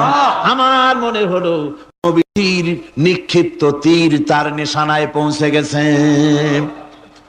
কিছুক্ষণ পর মা আমার বেরিয়ে এলেন, মাথা থেকে চুলের থেকে, বুড়ি মানুষ, সাদা চুলের ভিতর থেকে পানি পড়তেছে। মা বলল, বাবারে তোমারে মারার পর আমি বড় অনুতপ্ত হয়েছি, অনুশোচনা করেছি, আমি গোসল করেছি, মনে মনে ভাবলাম আমার ছেলে তো কোনো খারাপ জায়গায় যায় নাই, কেন তারে মারলাম? আমি বড় লজ্জায় পড়েছি তোমারে মেরে। ও আমার আবু হুরায়রা, আমি গোসল করেছি, পবিত্র হয়ে গেছি, জলদি করে আমাকে নিয়ে চলো বিশ্ব নবী জনাবে মুহাম্মদুর রাসূলুল্লাহর দরবারে। হযরত আবু হুরায়রার মা ঘোষণা করলেন, আশহাদু আল্লা ইলাহা ইল্লাল্লাহু ওয়াহদাহু লা শারীকা লাহু ওয়া আশহাদু আন্না মুহাম্মাদান আবদুহু ওয়া রাসূলুহু। আমার ভাইরা, মা বাপ সবচেয়ে সম্মানের জিনিস। আল্লাহর ইবাদতের পরই মা বাপের খেদমত করতে হবে। আল্লাহ পাক বলছেন, বান্দারে দেখ, মায়ের পেট থেকে আনলাম, মায়ের বুকের মধ্যে মহব্বত পয়দা করলাম, এত মহব্বত দিলাম তোর উপরে, যে কোনো বিদেশে যান, যেখানে যান, বাড়িতে ফিরলে পরে সকলে, ছেলে মেয়ে ভাই বোন সবাই দেখবে সুটকেসে আমার জন্য আনছে কি, সবাই চিন্তা করবে আমার জন্য কি এনেছে। একমাত্র মা সন্তানের মুখের দিকে তাকাবে, কখন খাইছে সে। সুবহানাল্লাহ, সুবহানাল্লাহ, আমার বাসার মুখখানা শুকনা, তুই বুঝি আজকে কিছু খাইস নাই। বিদেশে যেসব সন্তান থাকে, মা কাটা কবুতরের মতো ছটফট করে। আমার ছোটবেলার কথা আমি দেখেছি সরসিরা মাদ্রাসায় পড়তাম, আব্বা টাকা দিতেন মাদ্রাসায় যাওয়ার সময়, আবার মা আবার মুরগির ডিম বিক্রি করা, বিভিন্ন জিনিস বিক্রি করা বা বাজার করা পয়সা, উদ্বৃত্ত কিছু পয়সা আব্বার অজান্তে আমার হাতের মুঠার মধ্যে দিয়ে দিতেন। যখন মাদ্রাসার দিকে রওনা হয়েছি, পর্দার আড়াল থেকে, দরজা থেকে দেখতাম, যতক্ষণ তাকায় দেখতেছি চোখ থেকে পানি দরদর করে পড়তেছে। সুবহানাল্লাহ, মা কি জিনিস! আল্লাহ আল্লাহ আল্লাহ। বিদেশে যদি কারো সন্তান মারা যায়, সবার জানার আগে কবি বলতেছেন, বিদেশে বিরাজ্যে যার পুত্র মারা যায়, পশু পক্ষী না জানিতে আগে জানে মায়। মায়ের কলিজার তারে টান লেগে যায়, মা বুঝতে পারে আমার সন্তানটা নাই। আহারে মা! আমার বন্ধুগণ, মা যার বেঁচে আছে বেয়াদবি করেছেন, পাও ধরে মাপ নিয়ে নেবেন, পাও ধরে মাপ নিয়ে নেবেন। মা তো পাও ধরে দেখবেন মাফ করে দিবে। সুবহানাল্লাহ, সুবহানাল্লাহ, কত দরদ তার বুকের মধ্যে। আর মা বাপকে সম্মান করবে। যাক, এই বিষয়ের উপরে আমি আর যেতে চাই না। শুধু আমি আপনাদের বললাম, এই বিশাল জনতাকে বললাম, সবচাইতে বড় পীর আপনার জন্য আপনার মা বাপ। সবচাইতে বড় পীর কে? মা বাপ। সন্তুষ্ট করেন, রুজিতে অভাব ঘটবে না। কোন মাজারে গিয়ে সেজদা দেওয়া লাগবে না, আল্লাহর কসম, মাজারে যাই চাওয়া লাগবে না। মা বাপকে খেদমত করেন, মা বাপকে খুশি করেন, মা বাপকে খাওয়ান, হাদিয়া দেন। মা বাপ খুশি, রুজিতে বরকত হবে, ব্যবসায় বরকত হবে, ঋণগ্রস্ত থাকবেন না, সম্মান আল্লাহ বাড়ায় দিবেন। সুবহানাল্লাহ বিহামদি, রাসূলুল্লাহর হাদিস। এই জন্য আমি অনুরোধ করব, মা বাপকে সম্মান করবেন। আল্লাহ পাক বলছেন, খালাকাল ইনসানা আল্লামাহুল বায়ান। আমি মানুষকে সৃষ্টি করেছি। কেমনে সৃষ্টি করলাম? তা তো এতক্ষণ বললাম। এইভাবে করে মানুষ সৃষ্টি করেছি। দেখো, তোমার নিজের দিকে তাকাও। ফালয়ানজুরিল ইনসানু মিম্মা খুলিক। কিভাবে মানুষ তোমাকে সৃষ্টি করা হলো, একবার তাকায় দেখো, তোমার শরীরের দিকে একটু তাকায় দেখো তো, কেমনে আমি বানাইলাম, কিভাবে তৈরি করলাম, লক্ষ্য করো। এই যে মাথা, এই মাথাটার ভিতরে আছে কি? মগজ, ব্রেইন। বিজ্ঞানীরা বলেছেন এতে 1000 মিলিয়ন নার্ভ সেলস আছে। এর মধ্যে 1000 মিলিয়ন নার্ভ সেল। সেল হচ্ছে CELL, সেল। সেল মানে কোষ। এই 1000 অনুভূতি কোষ, 1000 মিলিয়ন অনুভূতি কোষ রয়েছে মাথার ভেতরে। মস্তিষ্কের এসব কোষগুলি, এসব সেলগুলি, তার মধ্যে আবার আছে নার্ভ ফাইবার, অর্থাৎ সূক্ষ্ম সূক্ষ্ম নার্ভ সুতা। সমগ্র শরীরের মধ্যে তা ছড়িয়ে দেওয়া আছে। এই সূক্ষ্ম সুতার মাধ্যমে ঘন্টায় 70 মাইল বেগে শরীরের প্রত্যেকটা অঙ্গ প্রত্যঙ্গের খবর মস্তিষ্কের মধ্যে চলে যায়। সুবহানাল্লাহ বিহামদি। আপনার পায়ে যদি কাটা ফোটে, শরীরে যদি ব্যথা লাগে, ঘন্টায় 70 মাইল বেগে সূক্ষ্ম সূক্ষ্ম যে তারগুলি আল্লাহ দিয়েছেন, ওই তারের মাধ্যমে আপনার মাথায় চলে যায়। মস্তিষ্কে গেলে পরে তড়িৎ গতিতে সিদ্ধান্ত হয় কাটা তুলতে হবে। অথবা একটা সাপ দেখেছেন, সাপ প্রথম চোখ দিয়ে দেখলেন, চোখ, এই চোখের ভিতরে আপনার 130 মিলিয়ন লাইট রিসেপ্টর আছে। অর্থাৎ বিভিন্ন দৃশ্যকে, ছবিকে ক্যাচ করার মতো 130 মিলিয়ন লাইট রিসেপ্টর, গ্রহণযোগ্য মেশিন রয়েছে চোখের ভিতরে। চোখ দিয়ে সাপ দেখলেন, চোখের ভিতরে রয়েছে আবার অসংখ্য তার। এই অসংখ্য তার ব্রেনের সঙ্গে জুড়ে দেওয়া আছে। চোখ সাপ দেখলো, 70 মাইল বেগে প্রতি ঘন্টায় এই খবর তড়িৎ প্রবাহের মতো মস্তিষ্কের ভেতরে চলে গিয়েছে। মস্তিষ্ক সঙ্গে সঙ্গে ডিসিশন দিচ্ছে, দৌড় মারো, অথবা লাঠি হাতে নাও, অথবা যে কোনো একটা পজিশন তাকে সাথে সাথে সিদ্ধান্ত দিয়ে দিচ্ছে। জোরে বলেন সুবহানাল্লাহ। এই অনুভূতি শক্তি যদি আল্লাহ পাক না দিতেন মানুষের শরীরে, পায়ের মধ্যে পাথর ঢুকলে, কাটা তো কাটা, পাথর ঢুকলেও টের পাইতাম না। আল্লাহ পাক এই ব্যবস্থা করে দিয়েছেন মস্তিষ্কের মধ্যে এতগুলি সেল। প্রত্যেকটা সেলের আলাদা আলাদা কাজ। সুখ, দুঃখ, ভালোবাসা, মোহাব্বত, আনন্দ, স্বাদ ইত্যাদি জিনিসের অনুভূতি মস্তিষ্কের ভেতর থেকেই হয়। এখানে সেগুলি রেখে দেওয়া হয়েছে। তারপরে রয়েছে এই মস্তিষ্কের ভেতরে মেমোরি, স্মৃতি, স্মৃতি শক্তি। দেখুন, এই যে টেপ রেকর্ডারে ওয়াজগুলি রেকর্ড হচ্ছে, তাফসীর রেকর্ড হচ্ছে। কিছুদিন পর ওই রেকর্ডের উপরে আরেকটা কথা যদি উঠান, তাহলে প্রথম কথা থাকবে? প্রথম গান বা ওয়াজ থাকবে? নষ্ট হয়ে যাবে।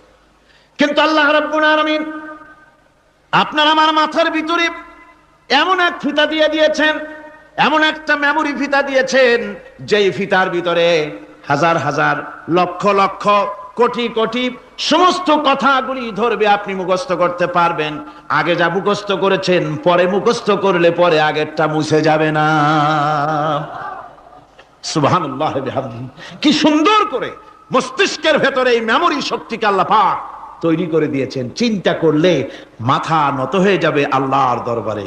আল্লাহ পাক বলছেন এই জিনিস আমি তোমার মাথার মধ্যে রেখেছি। দেখুন মানুষ কত কথা বলে, কত বই পড়ে, মানুষের মাথায় যত কথা আছে সব কথা যদি লিপিবদ্ধ হয় ভলিউম ভলিউম হয়ে যাবে, যা একটা লাইব্রেরিতে ধরা সম্ভব নয়। অর্থাৎ আপনার মাথাটা হচ্ছে একটা বিশ্বকোষ, আপনার মাথাটা হচ্ছে একটা বিরাট বিশ্বজোড়া লাইব্রেরি। জোরে কোন সুবহানাল্লাহ। আপনার মাথায় যা আছে তা আপনার কোনো বিল্ডিং এর মধ্যে ধরবে না, কোনো গ্রামে কোনো দেশের মধ্যে তা ধরবে না, এত জিনিস আপনার মাথার মধ্যে আছে, ঠিক কিনা? এরপরে আল্লাহ পাক একটা চোখ আমাদের দিলেন। আল্লাহ রাব্বুল আলামিন বলেন আলাম নাজআল লাহু আইনাইনি ওয়া লিসানান ওয়া শাফাতাইন ওয়া হাদাইনাহুন নাজদাইন। আমি কি তোমাদেরকে দুটি চক্ষু আর জিহ্বা, আর তোমাদেরকে আমি কি তোমাদের দুটি চক্ষু, দুটি ঠোঁট আর জিহ্বা কি আমি তোমাদের দেই নাই, যা দিয়া তোমরা দেখতে পাও, যা দিয়া তোমরা অনুভূতি, মাথার ভিতরে অনুভূতি জাগে। এই যে দুটো চোখ দিলাম, সুবহানাল্লাহ সুবহানাল্লাহ বলেন। দুটি চোখ আছে বলে এই সুন্দর পৃথিবী দেখতে পাই। চোখ দুটি না থাকলে পৃথিবী অন্ধকার, মা দেখতে পাবো না, কোরআন দেখতে পাবো না, পৃথিবী দেখতে পাবো না, বাপ দেখতে পাবো না, সন্তান দেখতে পাবো না, দুনিয়াটা মিথ্যা হয়ে যাবে, ঠিক কিনা? ছোট্ট চোখ, 1 থেকে 1.5 ইঞ্চির ভিতরে এত সুন্দর দুটি ক্যামেরা, যে ক্যামেরা দিয়া দুনিয়ার সব কিছুকে ক্যাচ করা যায়, সব ক্যাচ করা যায়। বলুন তো এমন একটা বাক্স আপনারা কেউ বানায় দিতে পারবে যে বাক্সের ভিতরে হাতি, ঘোড়া, বাঘ, ভল্লুক, ময়না, টিয়া, পাহাড়, পর্বত, নদ, নদী, কীট, পতঙ্গ, তরু, লতা, গাছপালা, গোষ্ঠী শুদ্ধা ধরবে, আরো খানিকটা জায়গা বাকি থাকবে, এরকম একটা বাক্স কেউ বানায় দিতে পারবে? পারবে না। এমন একটা বাক্স পৃথিবীর কোন মিস্ত্রি বানাতে পারবে না। কিন্তু আল্লাহ রাব্বুল আলামিন আপনার আমার কপালের নিচে 1 থেকে 1.5 ইঞ্চির ভিতরে এমন 2টা ফিল্ম বক্স তৈরি করে দিয়েছেন, যা দিয়ে তাকাবেন আপনি কোটি কোটি মানুষ দেখবেন, পাহাড় দেখবেন, সমুদ্র দেখবেন, সূর্য দেখবেন, চন্দ্র দেখবেন। এত কিছু দেখার পরেও চোখের ভিতরে আরো খানিকটা জায়গা ফাঁকা থেকে যায়। কি বিরাট নিয়ামত এই চোখ আল্লাহ পাক আমাদেরকে দান করেছেন। এই চোখকে হেফাজতের জন্য আবার চোখের উপরে সানসেট তুলে দেওয়া আছে। সানসেট ভুরু, আল্লাহ ভুরু লাগায় দিয়েছেন, নিচে একটু হাড় জায়গায় দিয়েছেন, উপরে সানসেট, ভেতরে চোখ, যাতে করে বল এসে লাগলে পরে চোখটা গলে না যায়, আছাড় খেলে পরে চোখটা গলে না যায়, চোখটাকে সেফ সাইডে রেখে দিয়েছেন আল্লাহ পাক সুবহানাহু ওয়া তাআলা। আল্লাহ পাকের কাছে শুকরিয়া তো আদায় করলাম না, আদায় করি। আসুন পড়ি আমরা সবাই আলহামদুলিল্লাহি রাব্বিল আলামিন। আল্লাহ পাক বলেন আলাম নাজআল লাহু আইনাইনি ওয়া লিসানান ওয়া শাফাতাইন। জিহ্বা দিলাম আমি তোমাকে, এই জিহ্বার ভিতরে 3000 আস্বাদন স্তর আছে। বিজ্ঞানীরা বলেছেন একটা জিহ্বার মধ্যে 3000 আস্বাদন স্তর আছে। প্রত্যেকটা স্তরের সাথে মস্তিষ্কের সাথে তার লাগানো আছে।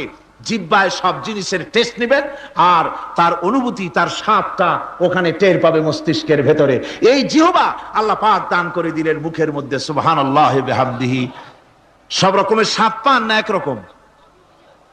জিলাপির স্বাদ একরকম, রসগোল্লার স্বাদ আর এক রকম, ছানার স্বাদ আর এক রকম, বেলের স্বাদ একরকম, তালের স্বাদ আর এক রকম, মুরগির স্বাদ একরকম, খাসির স্বাদ আর এক রকম, লোট্টা ফিশের স্বাদ একরকম, শুটকির স্বাদ আর এক রকম, কোরাল মাছের স্বাদ আর এক রকম, শাকের স্বাদ আর এক রকম।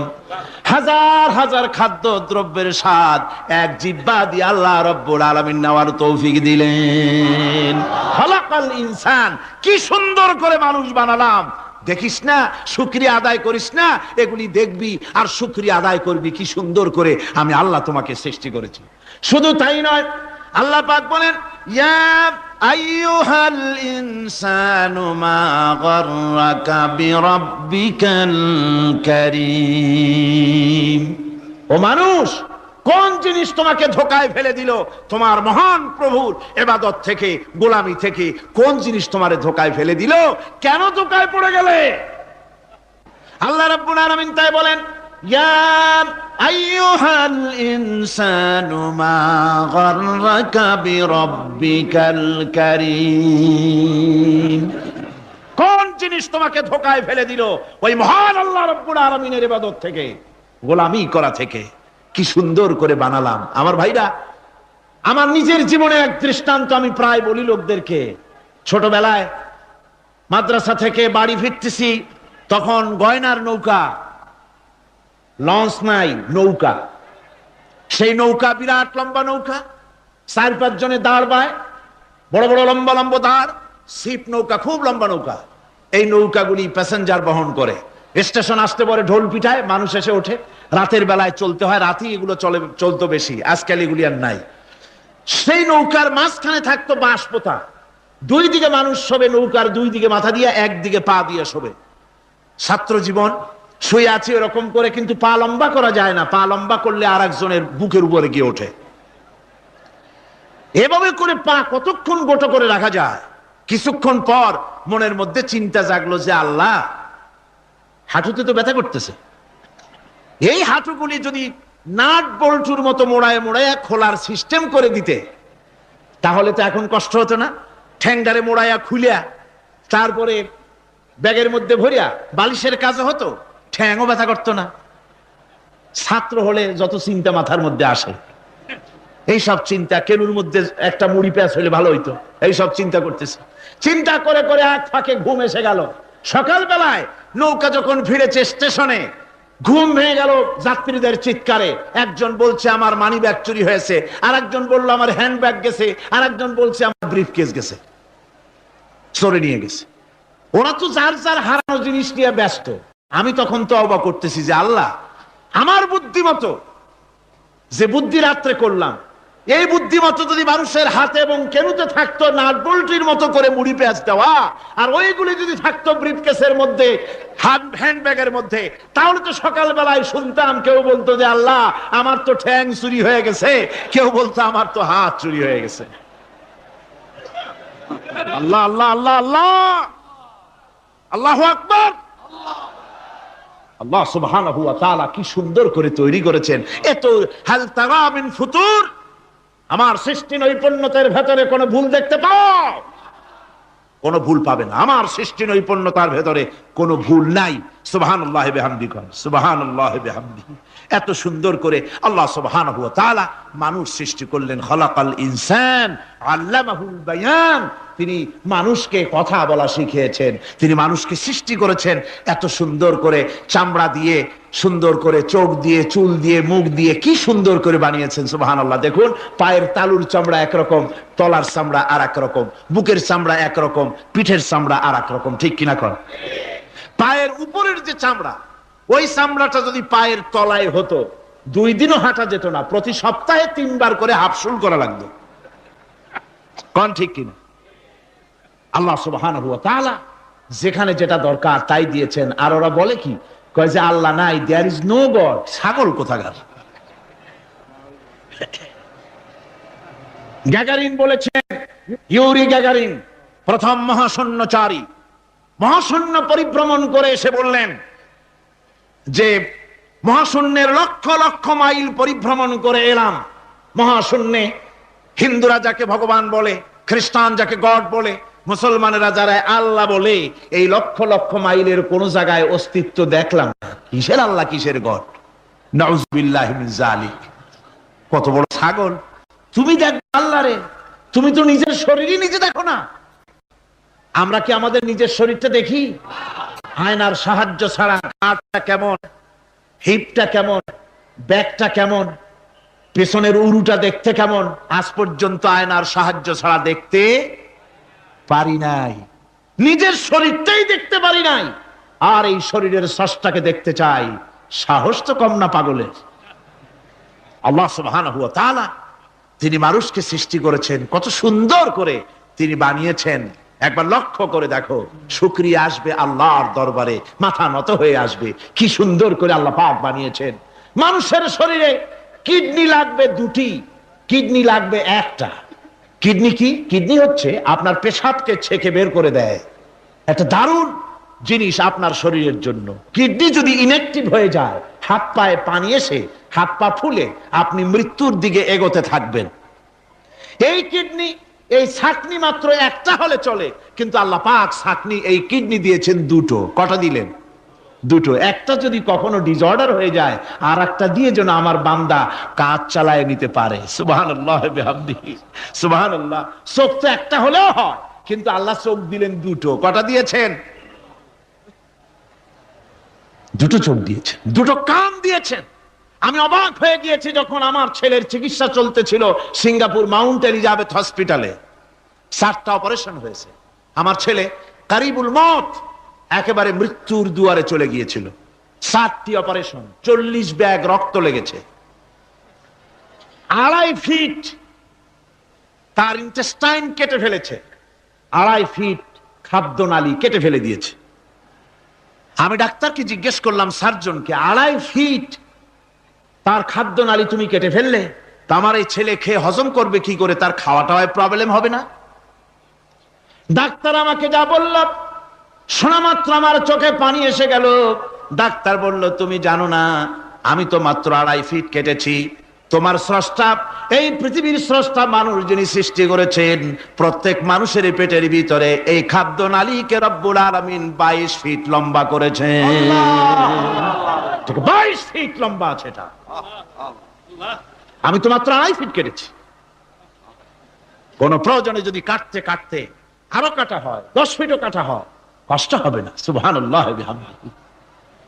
তার শ্বাস নেওয়ার জন্য, প্রশ্বাস নেওয়ার জন্য কি ব্যবস্থা আল্লাহ পাক করেছেন। হার্ট, মানুষের হার্ট বিট হচ্ছে, এটাকে হার্ট বিট যেটা হয়, সংকোচন সম্প্রসারণ। এই যে মানুষ, ডাক্তাররা বলে রোগী হার্ট অ্যাটাক করেছে, হার্ট অ্যাটাক করেছে। হার্ট অ্যাটাক করলো, অ্যাটাকটা কি? অ্যাটাকটা হচ্ছে সংকোচন সম্প্রসারণ, সংকোচন সম্প্রসারণ, এরকম হচ্ছে। ফট করে এটা অ্যাটাক করলো, আর যদি ছেড়ে না দেয় এটাই অ্যাটাক করা, এটাই তার জীবনটা শেষ হয়ে যাওয়া। ডাক্তাররা বলেছেন যে মানুষের শরীরের সবকিছু চিন্তা করে, গবেষণা করে বহুত কিছু বুঝেছি, কিন্তু হার্টটা এরকম পাঞ্চিং কেন করে, এই জিনিস আজও পর্যন্ত আমাদের মাথায় ঢোকে নাই। সুবহানাল্লাহ বিহামদিহি। আল্লাহ পাক কি সুন্দর করে এই পাঞ্চিং এর মাধ্যমে, হার্ট যে এভাবে করতেছে, এই পাঞ্চিং এর মাধ্যমে সমস্ত শরীরের রক্তগুলি পা থেকে শুরু করে মাথা পর্যন্ত সব ছড়িয়ে দেওয়া হচ্ছে, এভাবে এভাবে ছড়িয়ে দেওয়া হচ্ছে, যাতে করে মানুষ জীবিত থাকে, শরীরের রক্ত গরম থাকে, হিম শীতল হয়ে মানুষ যেন মারা না যায়। এই জন্য আল্লাহ সুবহানাহু ওয়া তাআলা এত সুন্দর ব্যবস্থা করেছেন।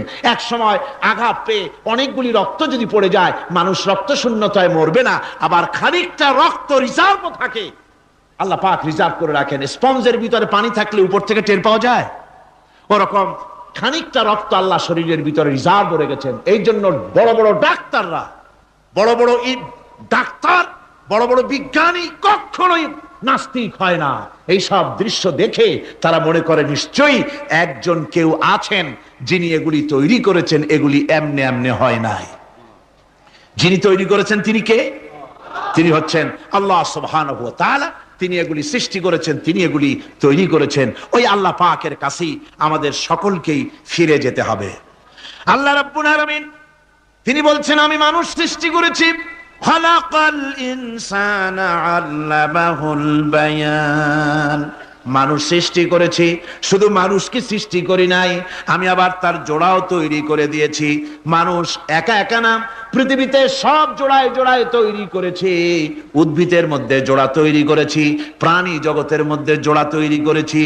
এই দুনিয়ার ভিতরে যা কিছু আছে, উদ্ভিদ হোক আর মানুষ হোক, প্রাণী জগৎ হোক, সবগুলিকে আমি আল্লাহ জোড়া বানাইছি, জোড়ায় জোড়ায় নর এবং নারী সবগুলির মধ্যে করে দিয়েছি। ওয়া মিন আয়াতিহি আন খালাকা লাকুম মিন আনফুসিকুম আজওয়াজান লিতাসকুনু ইলাইহা ওয়া জাআলা বাইনাকুম মাওয়াদ্দাতান ওয়া রাহমা। আল্লাহ রাব্বুল আলামিন বলেন, আমার অগণিত নিদর্শনের ভিতরে এটাও একটি নিদর্শন যে আমি তোমাদের থেকে তোমাদের জোড়া তৈরি করেছি, তোমাদের স্ত্রীদেরকে তৈরি করেছি, যাতে করে তোমরা তাদের কাছে শান্তি পাও। আর তোমাদের মধ্যে ভালোবাসা সৃষ্টি করেছি, মহব্বত সৃষ্টি করে দিয়েছি। আর পরিণত বয়সে এই মহব্বতকে আমি আল্লাহ করুণার সহৃদয়তায় পরিণত করে দেই। তোমার থেকে তোমার জোড়া নারী সৃষ্টি করেছি, স্ত্রী। সেই স্ত্রীর কাছে তুমি তোমার স্বস্তি শান্তি ফিরে পাবে। আর যখন বৃদ্ধ হয়ে যাবে, তখন এই ভালোবাসাটা আমি করুণা আর মহব্বতের মধ্যে পয়দা করে দেই। এর দ্বারা এই ভালোবাসা এবং মহব্বতের মাধ্যমে সন্তান সন্ততি পৃথিবীতে আসে, নাতি আসে, পৌত্র আসে, পৌত্রী আসে, এভাবে করে আত্মীয় স্বজন পরিবেষ্টিত অবস্থায় দুনিয়ায় মানব বংশ আমি এভাবে করে বৃদ্ধি করি। আর এরপরে মানব সৃষ্টি করে মানুষকে এক পরিবেশ সৃষ্টি করে দিয়ে তাকে কথা বলারও আমি ভাষা শিখিয়েছি। আল্লামাহুল বায়ান, মানুষকে আমি কি শিক্ষা দিয়েছি? কথা বলতে আমি শিক্ষা দিয়েছি। কথা বলার কারণেই মানুষ আর কথা বলতে পারে না বলে মানুষের সাথে পশুর সাথে এই বিরাট পার্থক্য। পশু কথা বলতে পারে না, মানুষ কথা বলতে পারে। কথা বলা হচ্ছে মানুষের একটা বিশেষ বৈশিষ্ট্য। আরে বায়ান শব্দের অর্থ শুধু কথা নয়, বায়ান শব্দের অর্থ হচ্ছে চেতনা, বুদ্ধি, অনুভূতি, প্রজ্ঞা, মেধা, চিন্তা, বিবেচনা, ইচ্ছা শক্তি, প্রতিরোধ শক্তি, এ সবগুলি বায়ানের ভিতরে সীমাবদ্ধ। যে আমি বায়ান শিক্ষা দিয়েছি, তার মানে এতগুলি জিনিস আমি তোমার মধ্যে আমি সৃষ্টি করে দিয়েছি মানুষের মধ্যে। এরপরে এ বায়ান একটি শিক্ষা। শিক্ষা বলতে বুঝায়, এই শিক্ষাটা আল্লাহ সবাইকে দিয়েছেন। মাছ সাঁতার কাটতে পারবে, পাখি আকাশে উঠতে পারবে, পাখিকে আল্লাহ ওড়ার ক্ষমতা দিয়েছেন। মুরগির বাচ্চা ডিমের থেকে বের করে পানির মধ্যে ছেড়ে দিবেন, ও সাঁতার কাটতে পারবে না। আপনি আমারে কোন মুরগির ডিমের ভিতরে মুরগির বাচ্চা, হাঁসের ডিমের ভিতরে হাঁসের বাচ্চা, সে কি করে বোঝে ডিমের কোন অংশ পাতলা, সেই অংশটা সে অপারেশন শুরু করে দেয়। সে কিন্তু সব জায়গায় ঠকায় না। ওই ডিমের পর্দার ভিতরে একটা অংশ আছে পাতলা, সামান্য পাতলা, সেই পাতলা অংশ সে ঠুক করে একটুখানি অপারেশন করে, পর্দাটা ফেটে যায়, সেখান থেকে সে বেরিয়ে আসে। কে শিখালো যে এই জায়গায় ঠুক করে আওয়াজ কর, বেরোতে পারবি? কে শিখালো? আল্লাহ পাক শিক্ষা দিয়েছেন। এটা বায়ানের অন্তর্গত। মানুষকে দিয়েছেন বায়ান, ওকে দিয়েছেন শিক্ষা। হাঁসের বাচ্চা পানির ভিতরে ছেড়ে দিলে ওকে সাঁতার কাটতে হবে, কে শিখালো? আল্লাহ পাক। বাতাসে পাখিরা উড়ে বেড়ায় ডানা মেলে। আওয়ালাম ইয়ারাও ইলা তায়রি সাফাতিন ওয়া ইয়াকবিদনা মা ইউমসিকুহুন্না ইল্লার রহমান। দেখে নাকি তারা পাখিটি কেমন? মেলি দুটি লঘু ডানা, উড়িয়া বেড়ায় শূন্যের পরে নাহি তার কোনো মানা। আবার সে ডানা গুটাইয়া চলে কিন্তু পড়ে না তবু, বলকে বাতারে শূন্যে রাখিছে ভিন্ন সে এক প্রভু। প্লেনের মতো, এরোপ্লেনের মতো দেখছেন না পাখিগুলি এরকম এরকম করে ওড়ে। আবার কখনো উঠতে গিয়ে আর ডানা দোলায় না, দুটো ডানা শরীরের সাথে মিশাইয়া একেবারে রকেটের মতো উড়ে চলে যায়, কিন্তু পড়ে যায় না। কে তাকে শূন্যের উপরে রেখেছে? জোরে কন, কে রেখেছে? এই ট্রেনিং আল্লাহ পাক তাকে দিয়েছেন। আল্লাহ পাক তাকে এই শিক্ষা দিয়েছেন। এই শিক্ষা, পানিতে সাঁতার কাটবে মাছ, বায়ুতে ভেসে বেড়াবে পাখি, তারপরে মানুষের চোখের পলক পড়বে, পাকস্থলী হজম করবে, এসব শিক্ষা আল্লাহই দিয়েছেন। প্রত্যেকটা জিনিসকে সৃষ্টি করেছেন, আর তার কাজটাও কিভাবে হবে তাও আল্লাহ পাক শিখিয়ে দিয়েছেন। এই জন্য শুধুমাত্র এই শিক্ষাটুকুনি নয়, মূল শিক্ষা হচ্ছে আল্লামাহুল বায়ান। এর আসল অর্থ হলো মানুষের জ্ঞানের পূর্ণতার জন্য আল্লাহ পাক বায়ান দিয়েছেন। সে বায়ান হচ্ছে কোরআনে কারীম। সে বায়ান কি? কোরআন। এই কোরআন হচ্ছে মানুষের জ্ঞানের পূর্ণতা। কোরআন দিয়েই মানুষের জ্ঞান পরিপূর্ণ হয়। ওমা উতীতুম মিনাল ইলমি ইল্লা কালিলা, তোমাদেরকে খুব সামান্যতম জ্ঞান দেওয়া হয়েছে। আসল জ্ঞানের মালিক কে? আল্লাহ সুবহানাহু ওয়া তাআলা। আল্লাহ রাব্বুল আলামিন বলেন, আশ-শামসু ওয়াল কমারু বিহুসবান ওয়ান নাজমু ওয়াশ-শাজারু ইয়াসজুদান। সূর্য এবং চন্দ্র একটা বিরাট একটা হিসাবের অনুসরণে বাধ্য। সূর্য আর চন্দ্র একটা হিসাবের অনুসরণে বাধ্য, এর ব্যতিক্রম হওয়ার কোনো উপায় নাই। সূর্য এবং চন্দ্র তার আপন আপন কক্ষপথে ঘুরবে, ইচ্ছে মাফিক সূর্য চন্দ্র ঘুরতে পারবে না। 12টার সময় সূর্য এসে বলতে পারবে না, বেটারা ছট আমি এখন উদিত হব, পারবে? পারবে না। দিনের দুপুরের সময় রাত এসে মাথা চাড়া দিয়ে জাগাতে পারবে না, দিন সরে যা আমি এখন সবটাকে রাত বানায় দেব, পারবে না। চন্দ্র এবং সূর্য একটা নির্ধারিত একটা হিসাবের অনুসরণে তারা রয়েছে, আর এই হিসাবের নিয়ম, কঠোর হিসাবের নিয়মতান্ত্রিকতার ভেতরে থাকার কারণেই মানুষের জন্য চন্দ্র মাস বছর ইত্যাদি গণনা মানুষের জন্য আল্লাহ সহজ করে দিয়েছেন। আল্লাহ পাকের নবীর কাছে জিজ্ঞাসা করা হচ্ছে, ওয়ায়াসআলুনাকা আনিল আহিল্লাম, ও নবী আপনাকে প্রশ্ন করা হয় চাঁদ সম্পর্কে। কাফেররা প্রশ্ন করেছে চাঁদের ক্রমবর্ধমান ক্রমহ্রাস কেন, চাঁদ বাড়ে কেন, কমে কেন, আপনারে জিজ্ঞাসা করা হয়, আপনি জবাবে বলুন কুল হিয়া মাওয়াকিতু লিন্নাস, বলুন এ চাঁদ হচ্ছে মাস দিন বছর গণনা করার জন্য, গোটা পৃথিবীবাসীর জন্য আমি একটা স্থায়ী ক্যালেন্ডার আকাশে ঝুলায় রাখছি। জোরে কোন সুবহানাল্লাহ। বিনা পয়সার ক্যালেন্ডার কে ঝুলায় রাখছেন? আল্লাহ সুবহানাহু ওয়া তাআলা তিনি ঝুলিয়ে রেখেছেন এই ক্যালেন্ডারকে। আর এই চন্দ্র সূর্য নিজের ইচ্ছা মাফিক চলতে পারে না। আল্লাহ পাক কোরআনে কারিমে বলেছেন, আফা গায়রা দীনিল্লাহি ইয়াবগুন ওয়া লাহু আসলামা মান ফিস সামাওয়াতি ওয়াল আরদি তাওআন ওয়া কারহা, তোমরা কি আমার দেওয়া জীবন ব্যবস্থা ছেড়ে দিয়ে মানুষের তৈরি করা অন্যের তৈরি করা মতবাদ গ্রহণ করতে চাও? ওয়ালাহু আসলামা মান ফিস সামাওয়াতি ওয়াল আরদ, অথচ আকাশে যা কিছু আছে জমিনে যা কিছু আছে সব আমার কি করছে? আমার হুকুম মেনে আমার আনুগত্য করে তারা চলছে, আনুগত্যের সামনে মস্তক অবনত করে দিয়েছে। তাই তো আমরা দেখতে পাই তাল গাছে কোনোদিন বেল হয় না, হয়? চট্টগ্রামে হয় বোধহয়। তাল গাছে বেল হয়, নারকেল গাছে আম হয়, নিম গাছে লিচু হয়? হয় না। আল্লাহর সুন্নতের ভিতরে কোনো পরিবর্তন পাওয়া যাবে না। দেখুন বঙ্গোপসাগরের পানি মিষ্টি না নোনা? সবাই বলুন মিষ্টি না নোনা?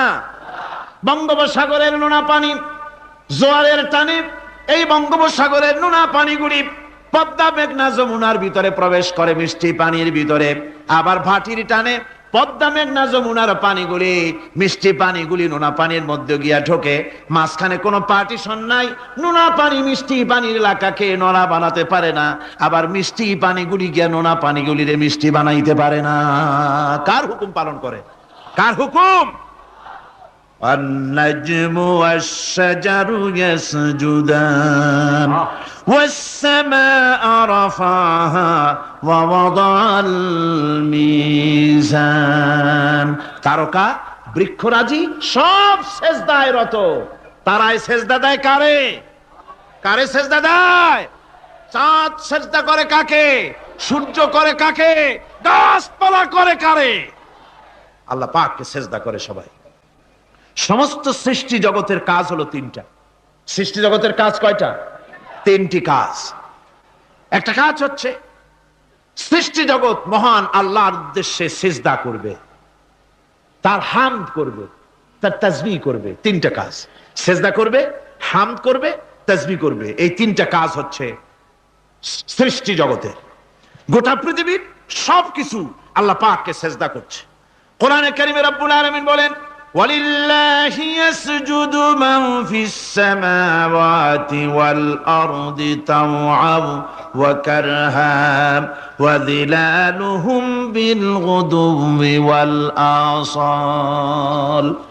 আল্লাহ পাক বলেন আকাশে যা কিছু আছে জমিনে যা কিছু আছে সব কিছু আমার সেজদা করে, এমনকি গাছগুলি, গাছও আমার সেজদা করে। গাছগুলি সকাল বেলায় গাছের ছায়া সকাল বেলায় আর বিকাল বেলায় নিজের ছায়া লম্বা করে দিয়ে আমার সামনে সেজদায় পতিত হয়ে যায়। গাছগুলি আমাকে সেজদা করে, তারকা সমূহ চন্দ্র সূর্য সব আমাকে সেজদা করে। وَلِلَّهِ يَسْجُدُ مَا فِي السَّمَاوَاتِ وَمَا فِي الْأَرْضِ مِنْ دَابَّةٍ وَالْمَلَائِكَةُ وَهُمْ لَا يَسْتَكْبِرُونَ। আকাশ এবং জমিনে যা কিছু আছে আমার সিজদা করে। আমার সিজদা থেকে কেউ অহংকার করে না, অহমিকতা করে না। আমার সিজদা থেকে কেউ ফিরে যায় না, সবাই আমাকে সিজদা করে। সুতরাং ও মানুষ, আমার দরবারে সেজদায় মাথা নত করে দাও। সবগুলি আমার সামনে সেজদা করতেছে। আলাম তারা আন্নাল্লাহা ইয়াসজুদু লাহু মান ফিস সামাওয়াতি ওয়া মান ফিল আরদ ওয়াশ-শামসু ওয়াল কামারু ওয়ান নুজুমু ওয়াল জিবালু ওয়াশ-শাজারু ওয়াদ-দাওয়াবু ওয়া কাসীরুম মিনান নাস। আল্লাহ পাক বলছেন আকাশ এবং জমিনে যা আছে সব আমাকে সেজদা করছে, চাঁদে, সূর্যতে, গাছপালায়, পাহাড় পর্বতে, সবকিছু, সমস্ত প্রাণী জগৎ পর্যন্ত, চতুষ্পদ জন্তুগুলি পর্যন্ত আমি আল্লাহকে সেজদা করে। সুবহানাল্লাহ। আমার বন্ধুগণ, এরপরে সর্বশেষ আমি শেষ করে এনেছি, আর মাত্র দুটি আয়াত আপনাদের সামনে বলে আমরা যাব আকর্ষণীয় মুনাজাতের দিকে ইনশাআল্লাহ। সবাই বলেন ইনশাআল্লাহ। আল্লাহ রাব্বুল আলামিন এবার বলেন, ওয়াল আরদা ওয়াদাহা লিল আনাম ফিহা ফাকিহাতু ওয়ান নাখলু যাতুল আকমাম। আল্লাহ পাক বলছেন, পৃথিবীকে তিনি সমস্ত সৃষ্টির জন্য এই পৃথিবী বানিয়েছেন। আনাম, আনাম শব্দের অর্থ হচ্ছে জীব, জানদার। যত জানদার আছে সমস্ত জানদারদের জন্য আল্লাহ পাক এই পৃথিবীকে বানিয়েছেন। অর্থাৎ যাদের প্রাণ আছে, প্রাণী সময়ের জন্য আল্লাহ যা সৃষ্টি করেছেন সেটা হলো এই পৃথিবী। এই পৃথিবী ছাড়া অন্য কোথাও কোন প্রাণী বসবাসের উপযোগী করে আল্লাহ তৈরি করেন নাই। এই পৃথিবীটা কি আল্লাহ পাক প্রাণীদেরকে বসবাসের উপযোগী করে তৈরি করেছেন। তারপরে বলছেন, পৃথিবী তো তৈরি করলাম, এরপরে আমি তাদের সমস্ত খাবার দাবারের ব্যবস্থাও করেছি। খেজুরগুলিকে আমি প্যাকেট করে তোমাদের সামনে দিয়েছি, আচ্ছাদন দিয়ে দিয়েছি। খেজুরের কথা এখানে বলা হয়েছে, শুধু খেজুর খেজুর নয়, খেজুর, আঙ্গুর, বেদানা, আপেল, যত খাবার আমাদের সামনে আল্লাহ দিয়েছেন সমস্ত খাবারগুলি প্যাকেট করা। জোরে বলেন কি করা? প্যাকেট করা। কি মহব্বত করে আল্লাহ দিয়েছেন। কলা বলেন, তাল বলেন, বেল বলেন, সব খাবারগুলিকে আল্লাহ পাক প্যাকেট করে মানুষের সামনে হাজির করেছেন। কারণ ওয়ালাকাদ কাররামনা বানি আদমা, যেহেতু আদম সন্তানকে আমি সম্মানিত করেছি, তাই আদম সন্তানের সামনে, ভদ্র সম্মানিত মেহমানের সামনে যত খাবার দিলাম সব খাবারগুলিকে আমি গুছিয়ে সুন্দর করে সাজিয়ে আমি কভার করে তোমার সামনে পেশ করেছি। ওয়াল হাব্বুজুল আসফি ওয়ার রাইহান, এরপরে দানা দিয়েছি, ভুসি দিয়েছি। দানা হচ্ছে মানুষের খাবার, ভুসি হচ্ছে পশুর খাবার। এই মানুষের খাবার, পশুর খাবার সবকিছু আমি পরিবেশন করেছি। এরপর আল্লাহ বলছেন, ফাবিআইয়ি আলা'i রাব্বিকুমা তুকাযযিবান। পড়েন, ফাবিআইয়ি আলা'i রাব্বিকুমা তুকাযযিবান। আল্লাহ পাক বলছেন, কোন নিয়ামতকে, তোমার প্রভুর কোন নিয়ামতকে অস্বীকার করতে পারো? আল্লাহর কোন নিয়ামতকে অস্বীকার করতে পারবে না। এভাবে হাজারো নিয়ামত দিয়ে আমি তোমাদেরকে সমৃদ্ধ করেছি। সূরা আর রহমান একেবারে শেষ পর্যন্ত আল্লাহর এই সমস্ত নিয়ামত দিয়ে ভরা, নিয়ামতের কথা দিয়ে, রহমতের কথা দিয়ে ভরা। জোরে কোন সুবহানাল্লাহ বিহামদিহি। এই কোরআন, যে কোরআন আল্লাহ আমাদের শিক্ষা দিলেন, এই কোরআন অনুযায়ী দয়া করে যে কোরআন দিলেন, যাতে অর্থনীতি আছে, সমাজনীতি আছে, রাজনীতি আছে, যাতে মানুষের পারিবারিক জীবন আছে, সবকিছু যে কোরআনে আছে।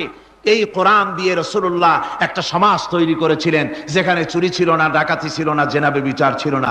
ওরকম একটি সমাজ বাংলাদেশে প্রতিষ্ঠিত হোক, এটা কি আপনারা চান? কারা কারা চান? দেখতে চাই।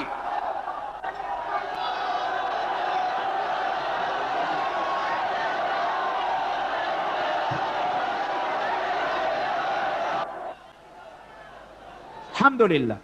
সবাই কোন আলহামদুলিল্লাহ। আদব রক্ষা করুন, আদব রক্ষা করুন। তাড়াতাড়ি বসুন, তাড়াতাড়ি। আলহামদুলিল্লাহ।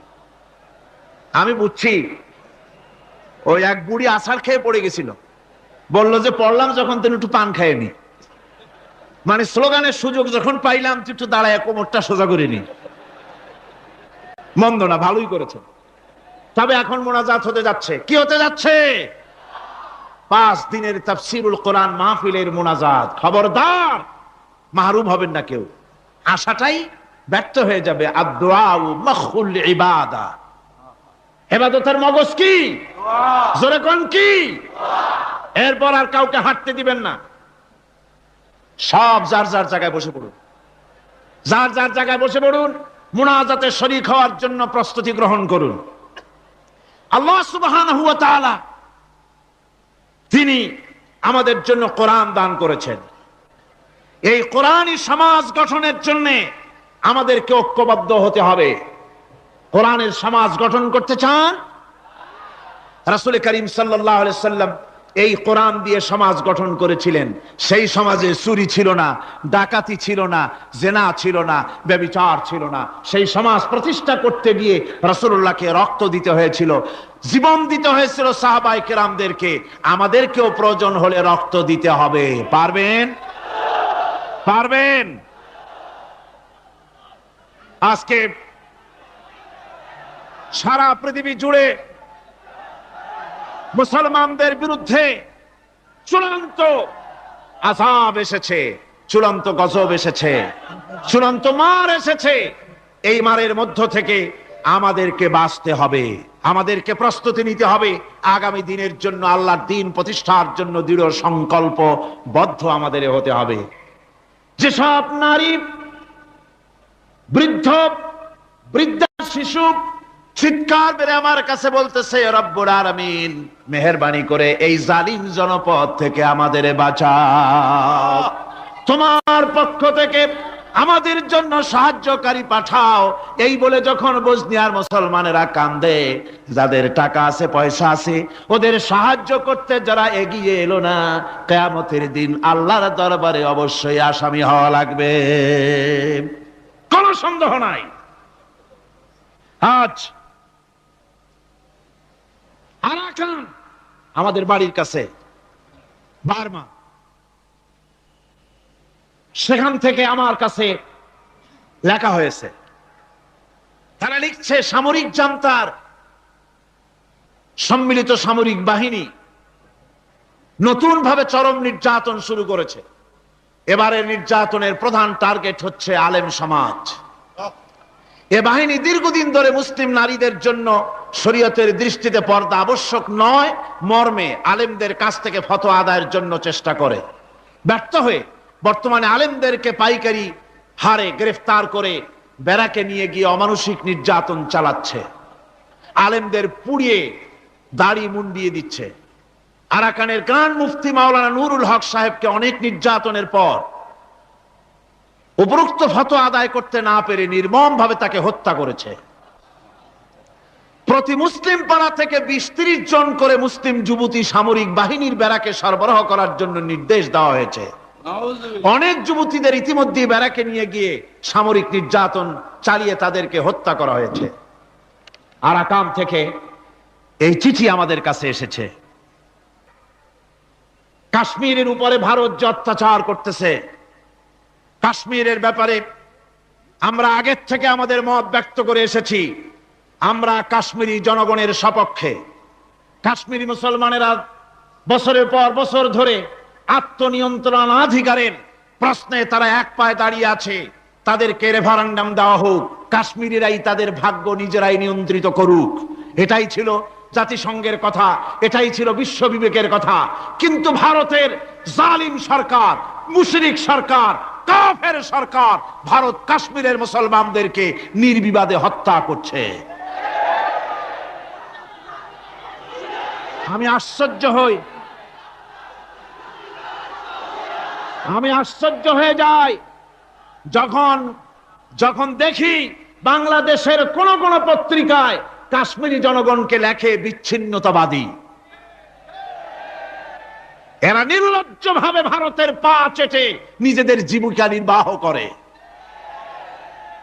আমি আজ আপনাদের খেদমতে আরজ করতে চাই, পৃথিবীর নির্যাতিত মুসলমানদের পাশে আমরা আমাদের জীবন নিয়ে পাহারা দেব। আমাদের আর কিছু না থাকতে পারে, আমাদের ঈমানের মজবুতি আছে। ঈমানের মজবুতি আছে না? আপনারা মনে রাখবেন, ভারত তার অপসংস্কৃতি আমাদের মধ্যে ঢুকাচ্ছে।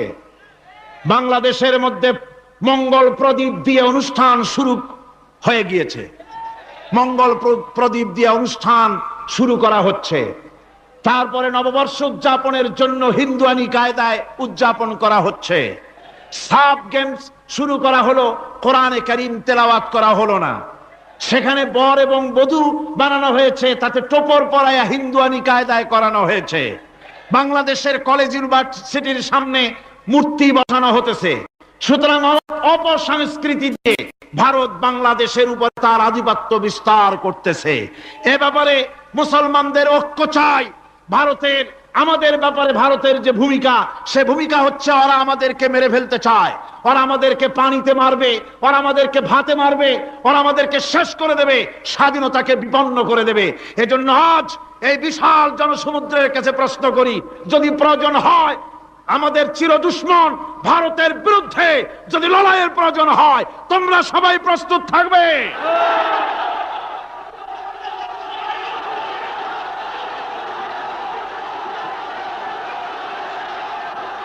আরেকটি কাজ হচ্ছে ঐক্যবদ্ধ হওয়া। কি হওয়া? ঐক্যবদ্ধ হতে হবে আমাদেরকে। ওলামা, মাশায়েখ, পীর বুজুর্গ যারা আছে সকলকে ঐক্যবদ্ধ হতে হবে। কাদা ছড়াছড়ি বন্ধ করে দিতে হবে। কাদা ছড়াছড়ি করে কোনো লাভ নাই। কাদা ছড়াছড়ি বন্ধ করতে হবে। ঐক্যবদ্ধ হয়ে আলেম, ওলামা, বুজুর্গ সব যদি আমরা এক হয়ে যাই, আমরা দিন প্রতিষ্ঠা করতে পারবো। বাংলাদেশে ওই যে আপনি দেখেন কিছু লোক চিল্লায়, মনে করেন ওদের ওদের পত্রিকা আছে অনেক, দেওয়ালের লেখা আর পত্রিকার লেখা দেখে মনে করবেন না যে ওরা অনেক। পুকুরের মধ্যে বিরাট পুকুর, খুব লাফায় পানি, মনে করেছে যে অনেক মাছ বুঝি, পরে জাল ফেলে দেখে যে শুধুমাত্র 3টে পুঁটি মাছ। সারা শহরে ওদের পত্রিকা বেশি, দেওয়ালে তারা লেখে বেশি, তাই বলে মনে করবেন না যে ভারতপন্থী আর রুশপন্থীতে দেশ ভরে গেছে। না, তাওহীদি জনতার উত্তাল ঢেউ চলছে সারা বাংলাদেশে। আলহামদুলিল্লাহ, আল্লাহ রাব্বুল আলামিন আমাদের এসব কথা মেনে চলার তৌফিক দিন, জোরে বলেন আমিন। আর এসব কাজ করার জন্য আমি যুবকদেরকে ডাকবো। ইসলাম প্রতিষ্ঠার জন্য যুবকরা হলো সবচাইতে বেশি জরুরি। যুবক সবচাইতে বেশি জরুরি কি? জোরে কোন কি? তাকায় দেখেন তো, মাহফিলে মাথা উঁচু করে না, আপনি যেখানে বসে আছেন আপনার ডান দিকে তাকান, বাম দিকে তাকান, কাদেরে দেখেন? কোন? সারা মাহফিলে কাদেরে দেখেন? ও যুবকেরা, কিয়ামতে তোমরাই যাবা বেশি বেহেশতে, তোমরাই যাবে। সুবহানাল্লাহ। বেহেশতে কারা যাবে? যুবকরা যাবে, তোমরা বেহেশতে যাবে। আমি আমার কলেজের ছাত্র, ইউনিভার্সিটির ছাত্র, সমস্ত ছাত্র যুবকদেরকে বলতে চাই, যুবকেরা শুনে নাও, তোমাদের নেতারা ঢাকা থেকে যখন তোমাদের কাছে আসে, যে পার্টি তুমি করো না কেন, তোমাকে টাকা দেয়, অস্ত্র দেয়, নারী দেয়, মদ দেয়, পরের মিটিং ভাঙতে বলে, মিছিল ভাঙতে বলে। তুমি আমাকে বলো, নিজের কাছে নিজে প্রশ্ন করো, তোমার নেতা কি কোনোদিন তোমাকে বলেছে বাবা আল্লাহর দরবারে উঠতে হবে, কিয়ামতে জবাব দিতে হবে, খবরদার 5 ওয়াক্ত নামাজ ঠিক মতো পড়ো, সকালবেলায় কোরআন শরীফ পড়ো, মা বাবার খিদমত করো, আর সত্য কথা বলো, মারামারি কোনোদিন করো না, এমন কথা কোন নেতা তোমাকে কোনোদিন বলেছে নাকি? বলে নাই। তোমার নেতারা তোমাকে লাঠির মতো ব্যবহার করে। আমাদের কথা দেওয়ালে লেখো, আমাদের জন্য এই করো সেই করো, এই সব করে বেড়ায়। আমি যুবকদের বলি, খবরদার আমার যুবক ভাইরা, ফিরে আসো ইসলামের দিকে। তোমাদের রক্তের উপর ইসলাম প্রতিষ্ঠিত হয়েছে, আবার ভবিষ্যতেও তোমাদের রক্ত দিয়েই, তোমাদের শক্তি দিয়েই দিন প্রতিষ্ঠিত হবে। শাহাদাতের মৌতের চাইতে আরামের মৌত আর পৃথিবীতে মোটেও নাই। সুবহানাল্লাহ বিহামদিহি। আজকে আপনাদের সামনে 12 জন ছেলে ইসলাম গ্রহণ করবে। আজকে আপনাদের জন্য আইয়ুহান নাসু কুলু লা ইলাহা ইল্লাল্লাহু তুফলিহুন। সকল নবীদের বক্তব্য ছিল, সকল নবীদের আহ্বানই ছিল যে তোমরা স্বীকার করে নাও, তোমরা গ্রহণ করে নাও, তোমরা মেনে নাও যে আল্লাহ ছাড়া আর কোনো মালিক নাই, আর কোনো উপাস্য নাই, আর কোনো ইলাহ নাই। আমাদের বলেন তো, ইলাহ আমাদের মালিক, আমাদের মাবুদ একজন না দুইজন? কয়জন? ইন্নামা ইলাহুকুম ইলাহু ওয়াহিদ। আমাদের মালিক, আমাদের ইলাহ, আমাদের মাবুদ একজন মাত্র। লাউ কানা ফীহিমা আলিহাতুন ইল্লাল্লাহু লাফাসাদাতা। যদি আমাদের মাবুদ, আমাদের মালিক, আমাদের রব একজনের বেশি হতেন, তাহলে আসমান এবং জমিনে উভয় জায়গায় অথবা সর্বত্রই বিশৃঙ্খলা, অনিয়ম লেগেই থাকতো। এই জন্য নবীরা কিন্তু এই দাওয়াত দিয়েছেন, ইমানটাকে মজবুত করো, ইমানটাকে সুদৃঢ় নাও, ইমানটাকে পাকাপোক্ত করো, আমলটাকে গুছিয়ে নিয়ে কানাত লাহুম জান্নাতুল ফিরদাউসি নুজুলা, জান্নাতুল ফিরদাউসের তোমরা মেহমান হয়ে জান্নাতের মধ্যে প্রবেশ করো। আর এমন জান্নাত আল্লাহ পাক মুমিনদের জন্য রেখে দিয়েছেন যে জান্নাতের মধ্যে খালিদিনা ফিহা লা ইয়াবগুনা আনহা হিওয়ালা। এমন জান্নাত আল্লাহ পাক মুমিনদের জন্য উত্তরাধিকার যারা হবে তাদের জন্য রেখে দিয়েছেন যে জান্নাতের মধ্যে প্রবেশ করলে আর সেখান থেকে বের হতে হবে না। সম্মানিত ভাই বন্ধুগণ, আল্লাহ রাব্বুল আলামিন সূরাতুল আলী ইমরানের 142 নম্বর আয়াতের মধ্যে আল্লাহ পাক বললেন, সূরাতুল মুহাম্মাদের 31 নম্বর আয়াতের মধ্যে আল্লাহ পাক বললেন, শুধু ঈমানদার এই কথা বলবে তোমাদেরকে আমি আল্লাহ পাক মুক্ত করে দেব আর কোনা করে জান্নাতে চলে যাবে। এই চিন্তা করে তোমরা বসে থাকলে তোমরাই ক্ষতিগ্রস্ত হয়ে যাবে। অথচ আল্লাহ রাব্বুল আলামিন তোমাদের মধ্যে দেখে নেবেন না যে কে তোমাদের মধ্যে সত্যিকার অর্থে এই ঈমানের দাবি করেছে, ঈমানের দাবি অনুযায়ী জীবন পরিচালনা করেছে এবং এই পথে চলতে যে তারা সংগ্রাম করেছে, তারা জিহাদ করেছে এবং নিজেরা ত্যাগ এবং স্যাক্রিফাইস তারা নজরানা তারা পেশ করেছে। এটা আল্লাহ রাব্বুল আলামিন দেখে নেবেন। শুধু মুখের কথায় আল্লাহ পাক তোমাদেরকে মুক্ত করবেন না। সম্মানিত ভাই বন্ধুগণ, আল্লাহ পাক বলেন ওয়ালাকাদ ফাতান্নাল্লাযিনা মিন ক্বাবলিহিম, এই যে পরীক্ষা যারা মুমিন যারা ঈমানদার তাদের উপরে আল্লাহ পাক নেবেন। শুধু যে তোমাদেরকে নিচ্ছেন বিষয়টি এমন নয়, তোমাদের পূর্বে যারা এসেছেন তাদের উপরেও কিন্তু আল্লাহ রাব্বুল আলামিন এই ধরনের পরীক্ষা নিয়েছিলেন। দেখেন যুগে যুগে নবীরা যে অনুসৃত পথ আমাদেরকে দেখিয়ে দিয়েছেন এবং তাদের সেই পরীক্ষার তাদের যে ক্ষেত্রগুলো ছিল অত্যন্ত কঠিন ছিল, কিন্তু তারা সেই পরীক্ষায় তারা গোল্ডেন প্লাস পেয়েছেন। খেয়াল করেন হযরত মূসা আলাইহিস সালামের দিকে তাকাইয়া, মূসা আলাইহিস সালাম যখন ফেরাউনের অত্যাচারে অতিষ্ঠ হয়ে যখন তিনি বনী ইসরাইলকে তিনি মিশর থেকে নিয়ে যখন তিনি বের হয়ে গেলেন, এরপরে সাথীদেরকে নিয়ে তিনি সামনে অগ্রসর হচ্ছেন, সামনে নদী বেঁধে গেল। এরপরে যখন তার সাথীরা দেখলেন যে সামনে নদী, পিছনের দিকে খেয়াল করে দেখেন ফেরাউনের বাহিনী আসতেছে, একেবারে ঝাঁকে ঝাঁকে আসতেছে। এতদিন তো আমাদেরকে জানে মারে নাই, বেঁচে থাকার মতো সুযোগ দিয়েছিল, কিন্তু এখন আমাদেরকে যদি এখান থেকে ধরে নিয়ে যায় তাহলে আমাদের অবস্থাটা কি হবে। ওরা মূসা আলাইহিস সালামের সাথে ওরা মোটামুটি তর্কতর্কি শুরু করে দিল।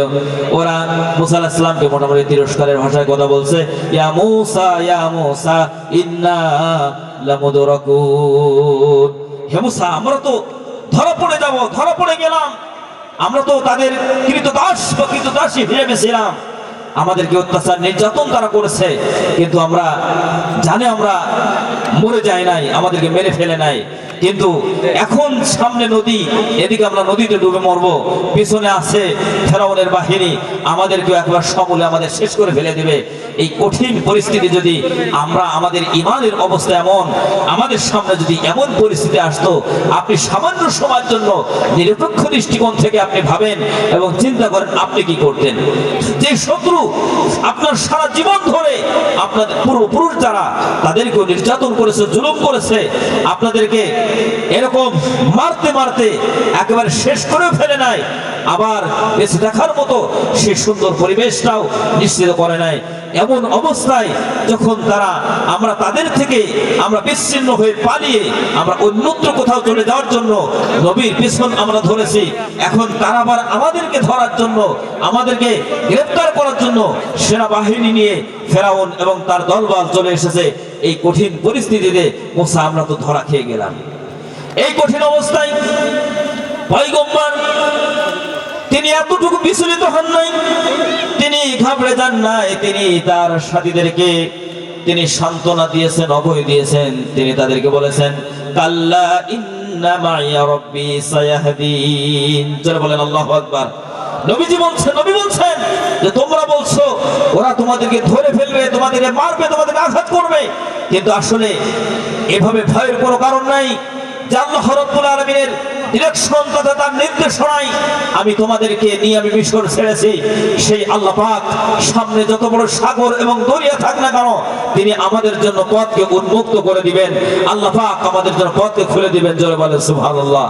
এই যে ইয়াকিন, এই যে বিশ্বাস, আল্লাহ পাকের প্রতি অগাধ যে বিশ্বাসের জায়গা, এত বেশি শক্তি, এত শক্তিশালী তাদের বিশ্বাসের জায়গা ছিল যে আল্লাহ রাব্বুল আলামিন এই কঠিন পরিস্থিতিতে নবী বলেছেন কোনো সমস্যা হবে না, আল্লাহ পাক পথ বের করে দিবেন। 12টি গোত্রের জন্য 12টি রাস্তা এই সমুদ্রের মধ্যে, দরিয়ার মধ্যে আল্লাহ পাক তৈরি করে দিলেন। নিরাপদে মূসা আলাইহিস সালাম এবং তার সাথীরা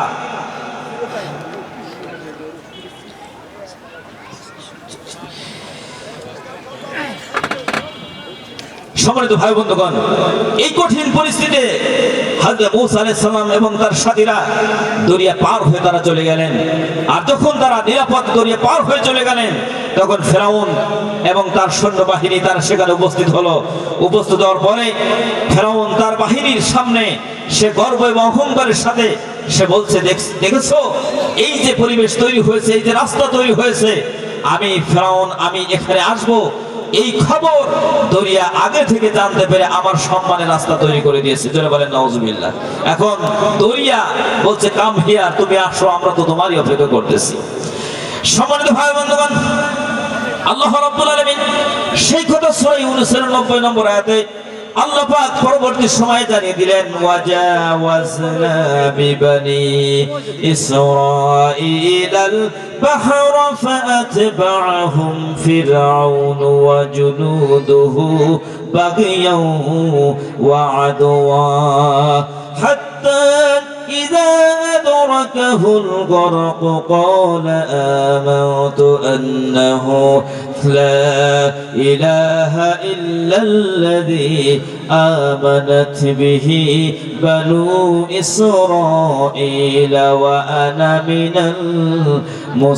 المسلمين. جل جل بلن الله أكبر. আরো জোরে বলেন আল্লাহু আকবার। আল্লাহ রাব্বুল আলামিন বলেন, আমি বনি ইসরাঈলদেরকে আমি দরিয়া সমুদ্র আমি নিরাপদে তাদেরকে পার করে দিলাম। আর সেই ফাতবাহুম ফিরাউন ওয়া জুনুদুহু, সেই পথ অনুসরণ করলো ফেরাউন এবং তার সৈন্যবাহিনী। এরা যখন ওই দরিয়ার মাঝে তারা ঢুকে পড়লো, তখন হাবুডুবু খাওয়া শুরু করে দিল। যখন ফেরাউন দেখছে আর উপায় নাই, আমরা এতদিন যত বিপদে পড়েছি মূসা আলাইহিস সালামের কাছে বলেছি, আর মূসা আলাইহিস সালাম আল্লাহর কাছে দোয়া করেছেন, আর দোয়া করে বিপদ মুক্ত করেছেন। সে মূসাও তো ধারে কাছে দেখছি না, এখন হাবুডুবু খাচ্ছেন।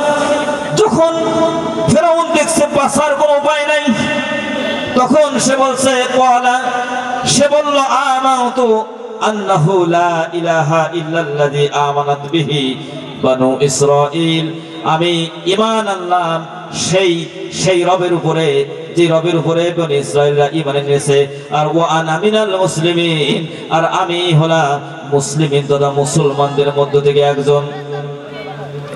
নারে তাকবীর, নারে তাকবীর।